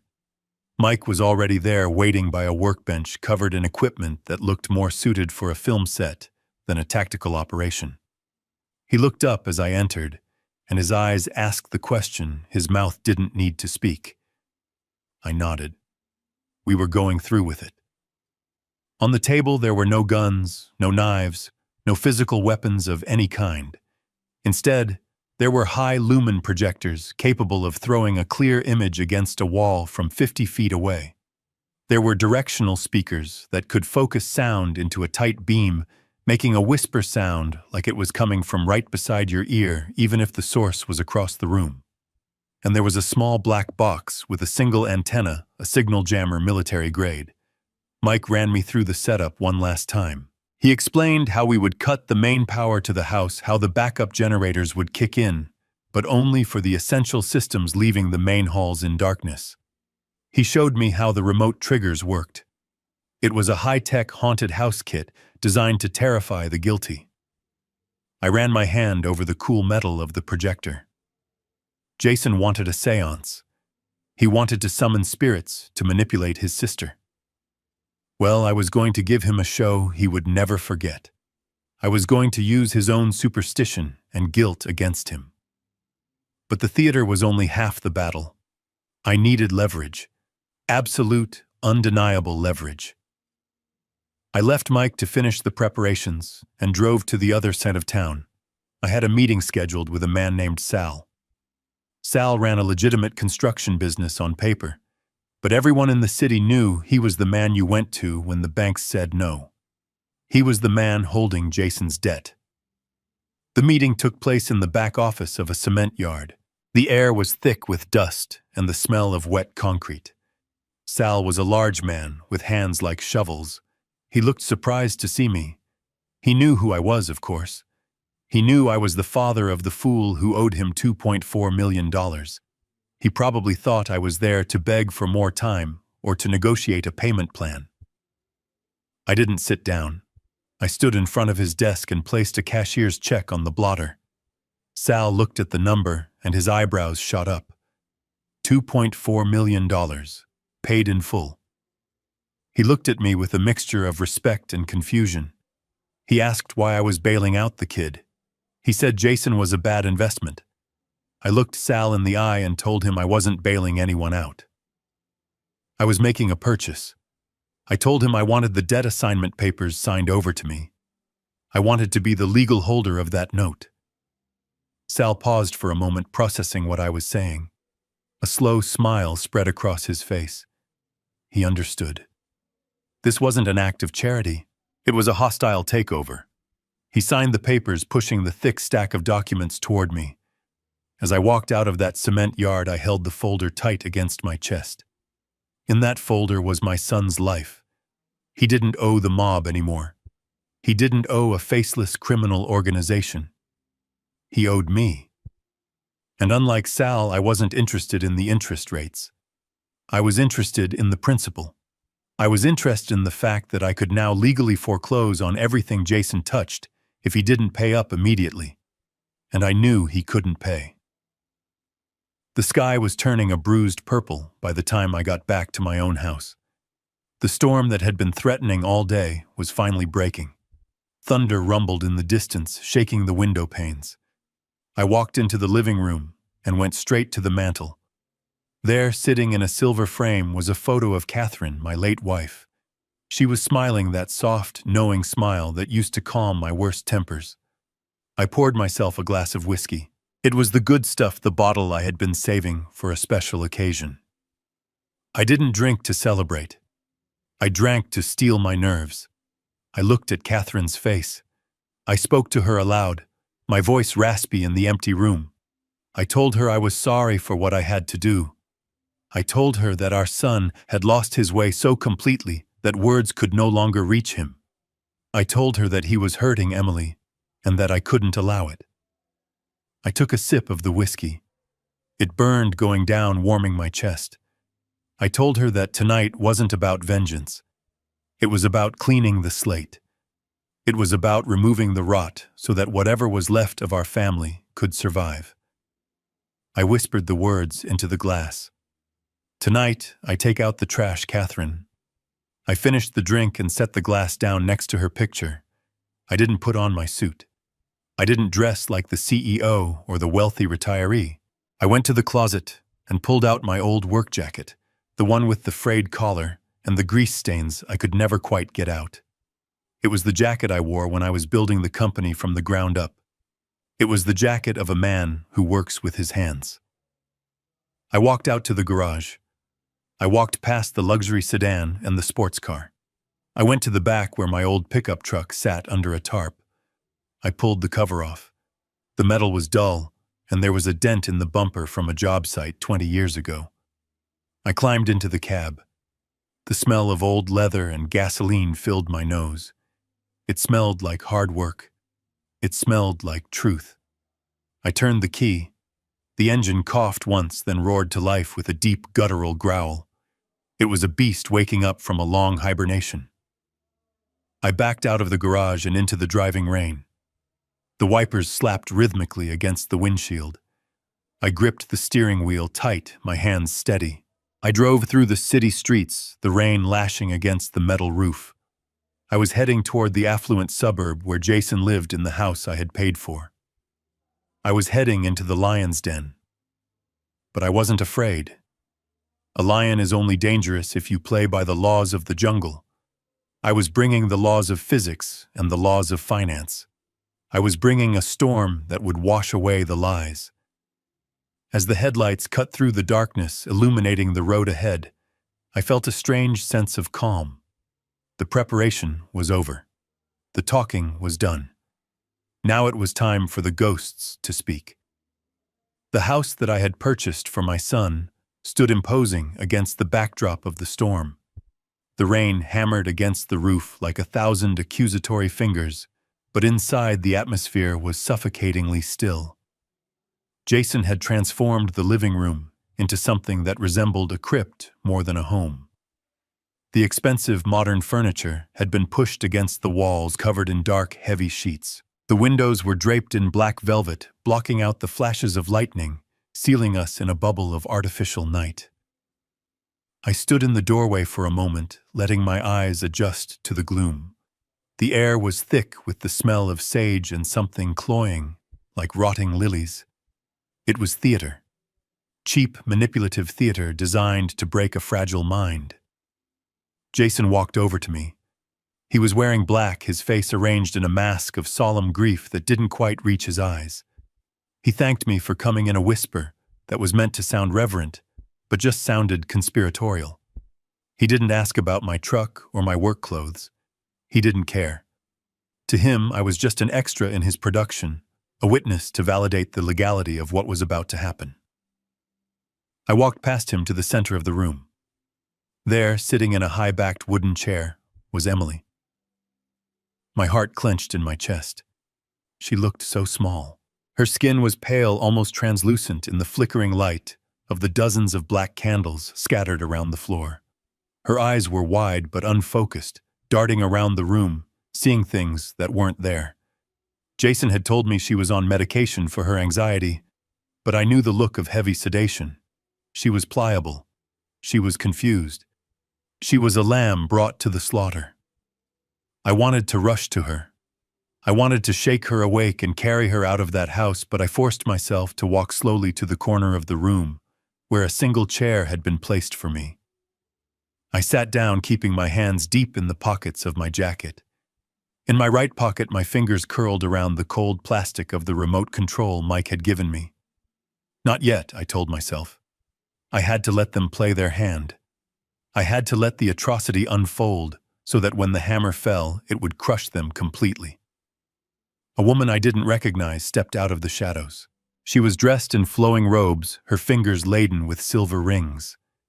This must be the medium. She introduced herself as Madame Holloway, a conduit for the other side. I recognized her type immediately. I had seen plenty of con artists in my time, but this one was particularly vile. She began to chant a low, rhythmic droning sound that seemed to vibrate off the walls. Jason sat on the floor near Emily, holding her hand. It looked like a gesture of comfort, but I saw the way his fingers dug into her wrist. He was anchoring her, trapping her. Where is Vanessa, I wondered. She was conspicuously absent, but I knew where she was. I glanced at the vents near the ceiling and the subtle distortion in the air where a hidden projector might be. She was the stage manager. She was the wizard behind the curtain. The chanting grew louder. Madame Holloway threw some powder into a brazier, and a puff of green smoke rose up, twisting in the stagnant air. The lights, which were on a dimmer switch, began to flicker. It was a classic trick wiring manipulation, but to Emily, in her drugged state, it must have looked like the veil between worlds was tearing open. She let out a small, terrified whimper. Then the sound began. It started as a low static coming from everywhere and nowhere at once. Jason had installed the speakers well. Out of the static, a voice emerged. It was faint at first, then clearer. My blood ran cold. It was Catherine. It was my wife's voice. I felt a surge of nausea. They had taken old home videos, voicemails, and memories, and they had fed them into an AI program. They had synthesized the voice of the woman who had loved them more than life itself, and they were using it as a weapon. Emily sat up straighter, her breath hitching in her throat. The voice called her name. Emily, it whispered. My sweet Emily. It was a perfect imitation, capturing the cadence, the warmth, even the slight lisp Catherine had when she was tired. But to my ears, it was metallic. It was hollow. It lacked the soul.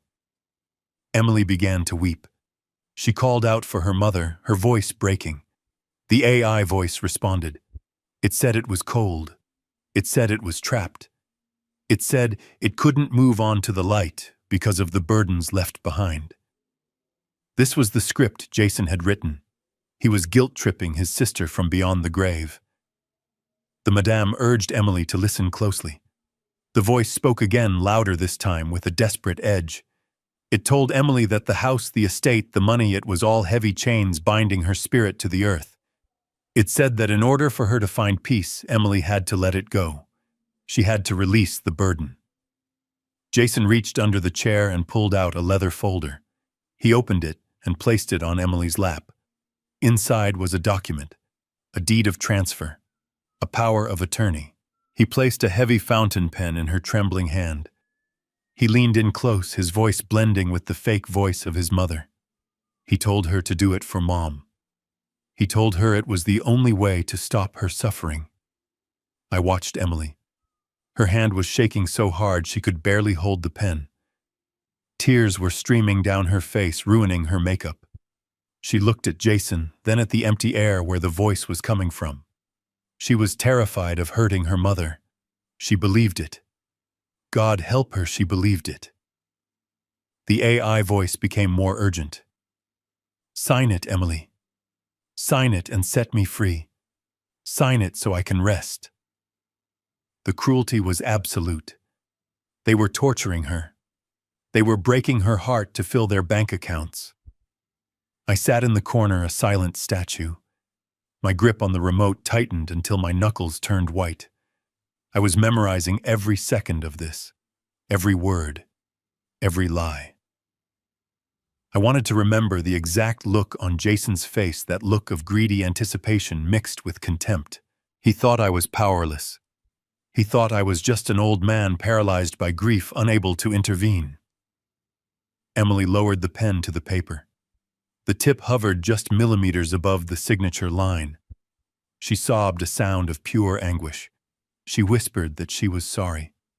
She whispered that she loved her mom. Jason couldn't wait any longer. His patience snapped.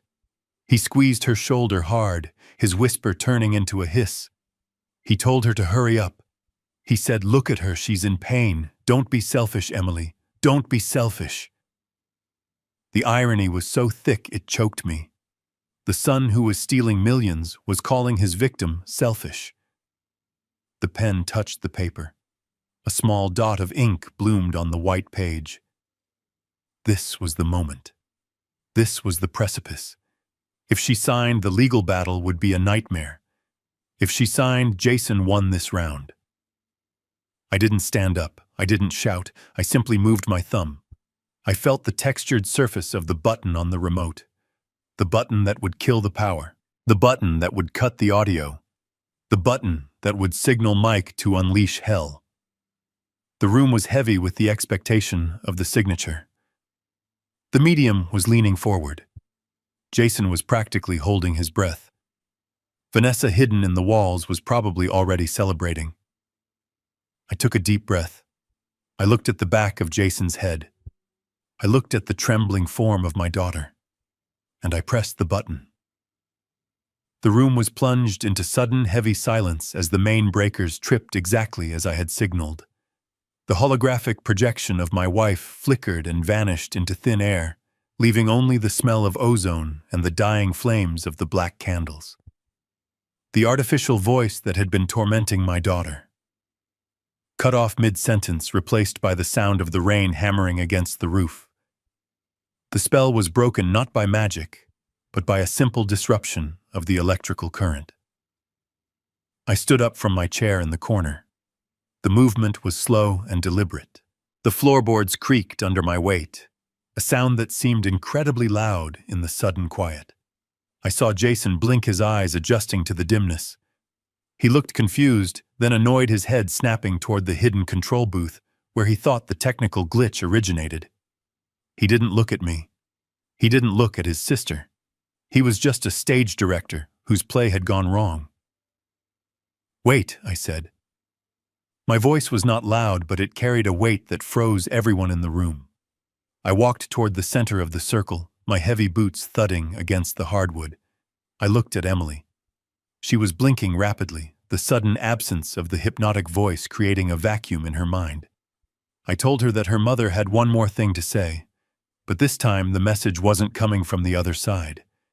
It was coming from the very real, very dirty world we were living in right now. I reached into my pocket and pulled out the small black box Mike had given me, the signal jammer. I placed it on the table next to the unsigned deed. A tiny red light pulsed on its side. I explained calmly that this device blocked all wireless transmissions within a 50-foot radius. That meant no more remote-controlled lights, no more hidden speakers, and no more instructions being fed to the fraud sitting in the corner wearing the robes. The medium, Madame Holloway, shifted uncomfortably in her seat, her eyes darting toward the door. Jason stood up, his face darkening with a mixture of fear and rage. He asked me what I was doing. He told me I was ruining the ceremony. He tried to sound authoritative, but his voice cracked. He was losing control, and he knew it. I ignored him. I reached into my other pocket and pulled out my own digital recorder. I told Emily that I had brought my own medium tonight. I told her that spirits don't live in machines, but truth sometimes does. I pressed the play button. The volume was turned up to the maximum. The voice that filled the room was not the synthesized, hollow tone of her dead mother. It was the sharp, arrogant voice of her brother. The quality was crystal clear. It was the recording Mike had captured just 2 days ago in that dive bar, the conversation between Jason and Vanessa that sealed his fate. "My wife is an idiot," the recording of Jason sneered. The sound bounced off the walls, grotesque and undeniable. "Just scare her a little more with the ghost stuff, and she will sign anything.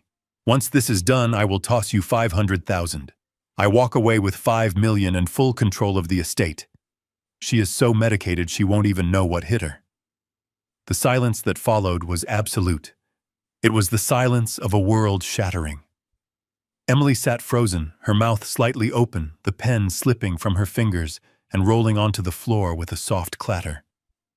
The drug-induced fog in her eyes began to clear, replaced by a dawn of horrifying realization. She looked at the brother she had trusted, the brother she had leaned on, and for the first time she saw the wolf beneath the skin. Jason went pale. His mouth opened and closed, but no words came out. He looked at the recorder, then at me, then at Emily. The mask of the grieving son had fallen away, leaving only the naked greed of a desperate man. And then the final piece of the puzzle fell into place. From behind the wall panel where the ventilation system was accessed, there was a loud crash. Vanessa panicked by the jammer cutting her audio feed, and hearing her own voice being played back in the room, had tried to move. She stumbled in the darkness of her hiding spot. A heavy brass candelabra fell over with a deafening clang. The hidden door popped open, and Vanessa spilled out into the room. She was holding a microphone and a tablet tangled in wires.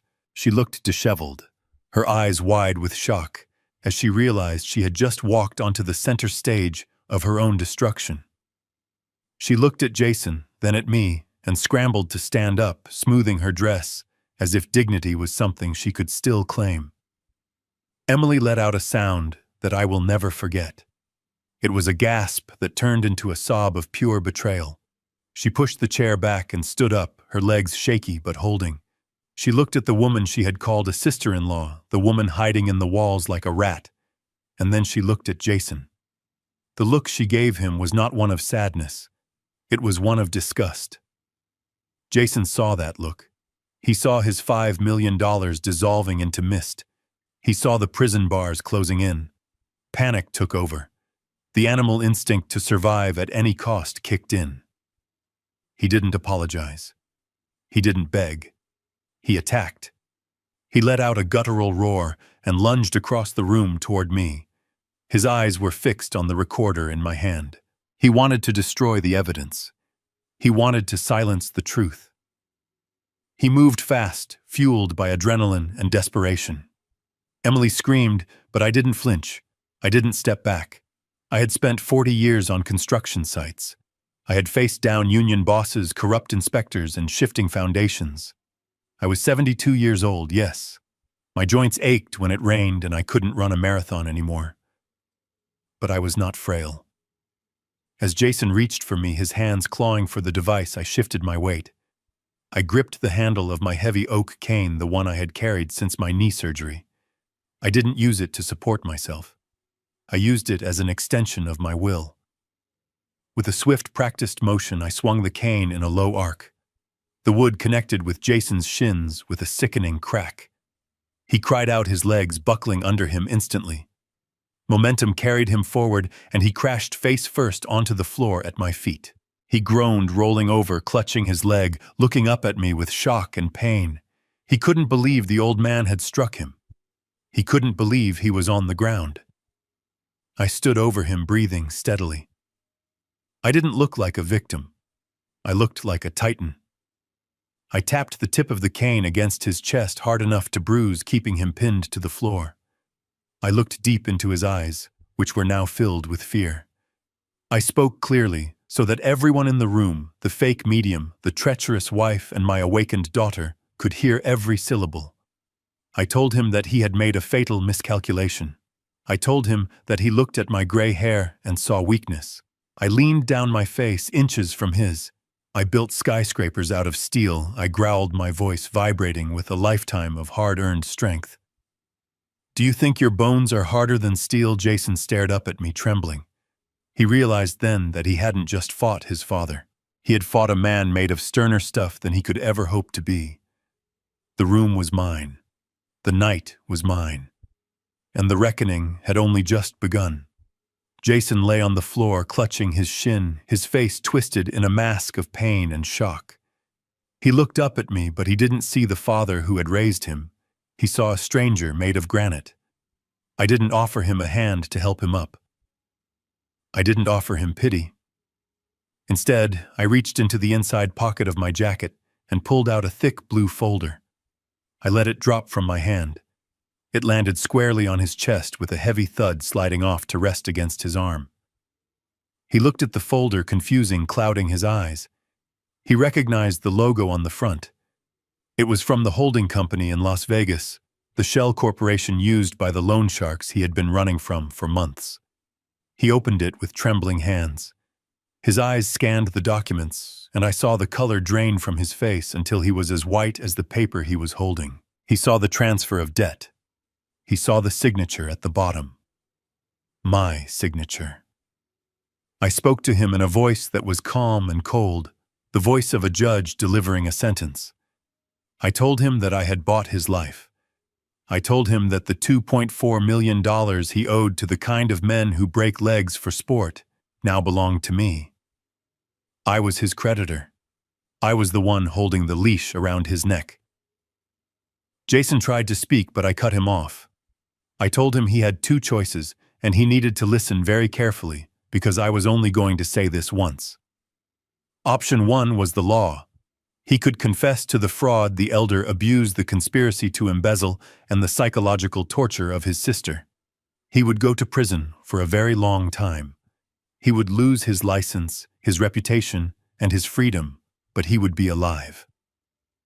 I leaned in closer, gripping the handle of my cane. I told him option 2. I told him that if he didn't want to go to jail, I could simply wash my hands of him. I could transfer the debt back to the original owners. I could let the people in Las Vegas know that he was no longer under my protection, that he was fair game, and that I would not intervene when they came to collect according to their own brutal laws. The silence that followed was heavy and suffocating. Jason looked at the folder, then at me. The reality of his situation crashed down on him. He wasn't the mastermind anymore. He was a cornered rat. The arrogance that had defined him for years evaporated, leaving behind a pathetic, weeping child. He scrambled to his knees, ignoring the pain in his leg. He crawled toward me, reaching for my pant leg. He started to cry, ugly, heaving sobs that echoed in the large room. He begged me. He called me Dad. He said he was sorry. He said he didn't mean for it to go this far. And then, true to his nature, he looked for a scapegoat. He pointed a shaking finger at Vanessa, who was standing near the overturned candelabra looking like a deer in headlights. Jason screamed that it was her fault. He said she was the one who pushed him. He said she was the one who came up with the idea of the seance because she knew how much Emily missed her mother. He said she was the one who spent all the money driving him into debt. He claimed he was just trying to keep her happy. Vanessa's eyes went wide with indignation. The fear in her face turned to venom. She wasn't going to go down alone. She stepped forward, her voice shrill and piercing. She screamed that he was a liar. She told us everything. She spilled the secrets like she was vomiting poison. She said Jason had been planning this for 2 years. She said he had been siphoning money from my company accounts long before he met her. She said he called me a senile old fool behind my back every single day. She looked at Emily and told her that Jason used to laugh about her depression, that he called her weak and pathetic. The room was filled with their accusations, their voices overlapping in a cacophony of betrayal. They were tearing each other apart, showing us exactly who they were. I stood still, watching them self-destruct. It was a disgusting display, but it was necessary. Emily needed to see this. She needed to see that their bond wasn't love. It was a parasitic pact. I looked at my daughter.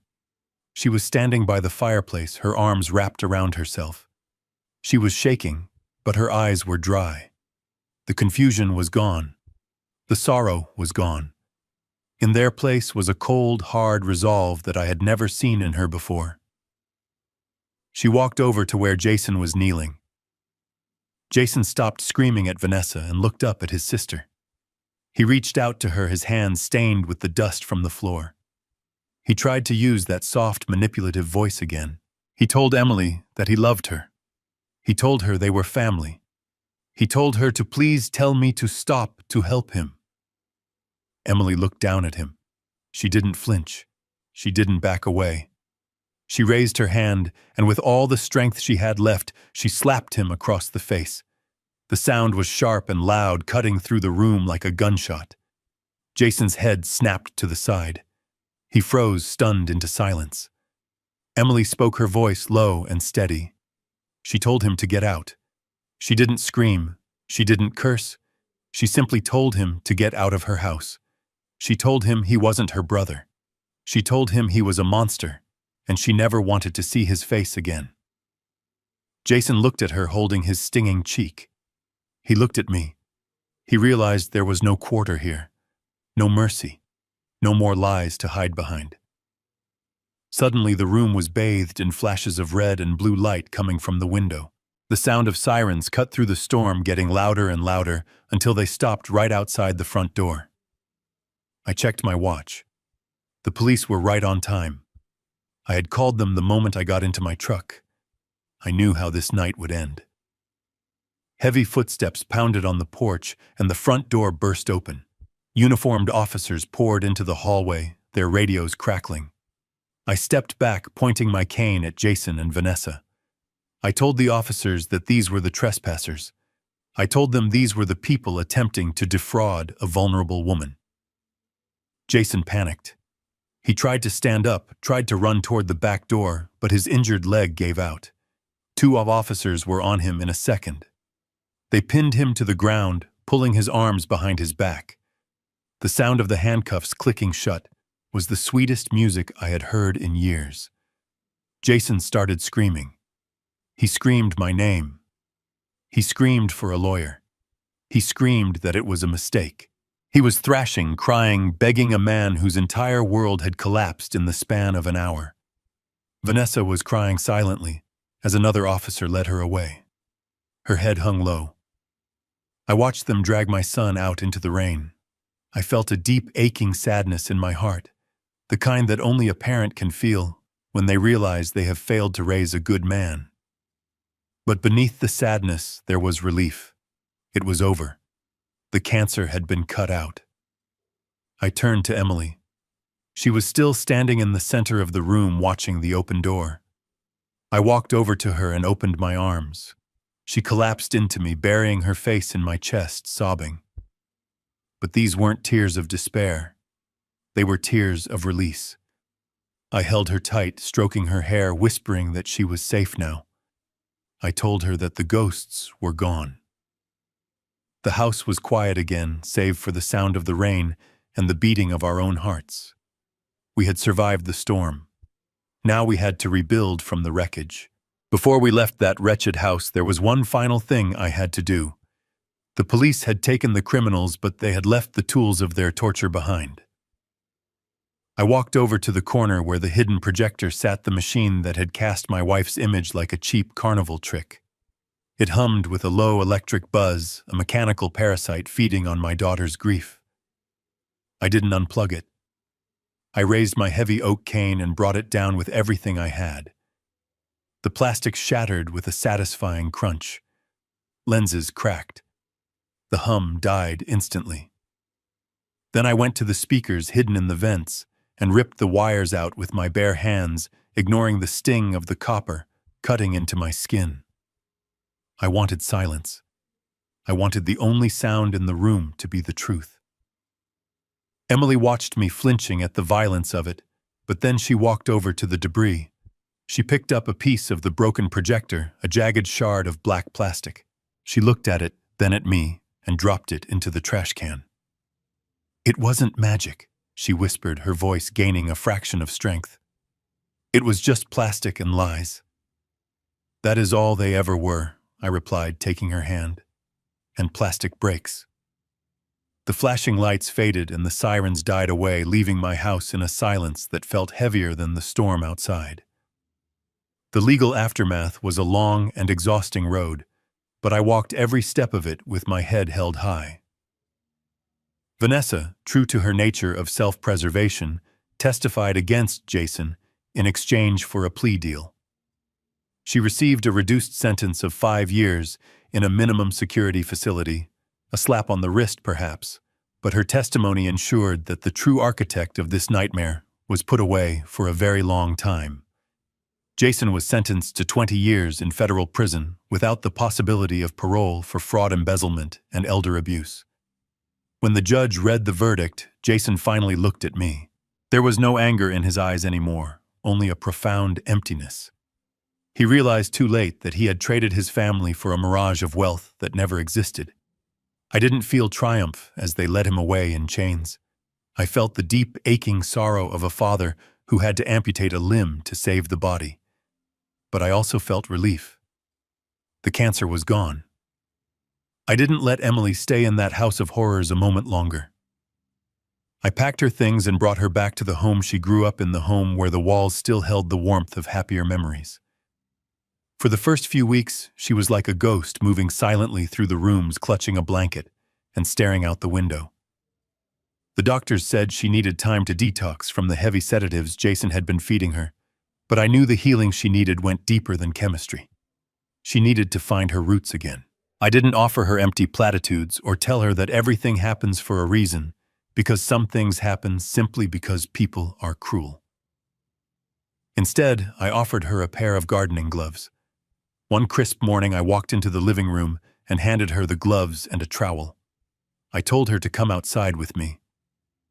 We walked to the backyard, to the corner where Catherine's rose garden used to be the envy of the neighborhood. During my grief and the chaos with Jason, I had let it fall into ruin. The bushes were overgrown with thorns and weeds, choking the life out of the soil. It looked hopeless, much like how Emily felt inside. I got down on my knees in the dirt and started pulling at the weeds. I didn't say a word. I just worked. After a few minutes, Emily knelt beside me. She hesitated at first, but then she dug her hands into the earth. We spent days out there clearing the rot, pruning the dead branches, and preparing the soil for new life.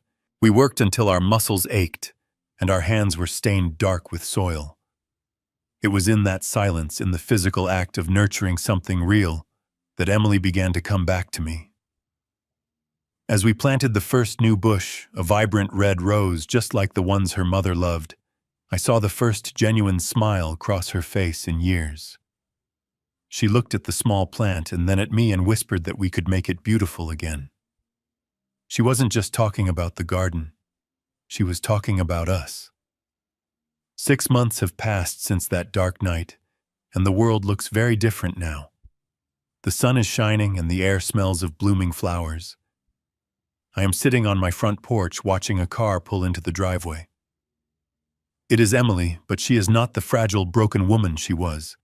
She steps out of the car wearing a sharp blazer, holding a stack of files with an air of authority that reminds me so much of myself 40 years ago. She has taken over the family foundation, and she is running it with a compassion and intelligence that makes me swell with pride. She is using our resources to help elderly victims of financial abuse, turning her own trauma into a shield for others.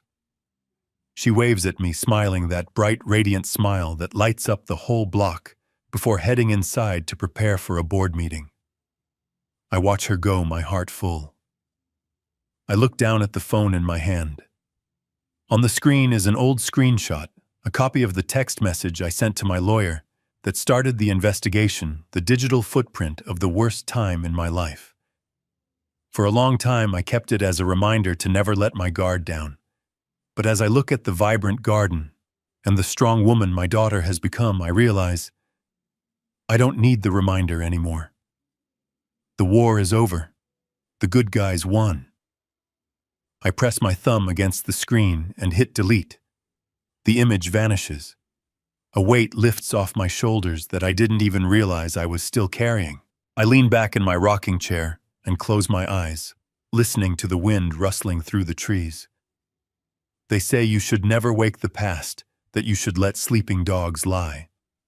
But I have learned that sometimes the past is not a monster to be feared. Sometimes the past is a guardian that wakes up just in time to protect the future. I look up at the blue sky and speak into the breeze. Catherine, I did it. I kept my promise.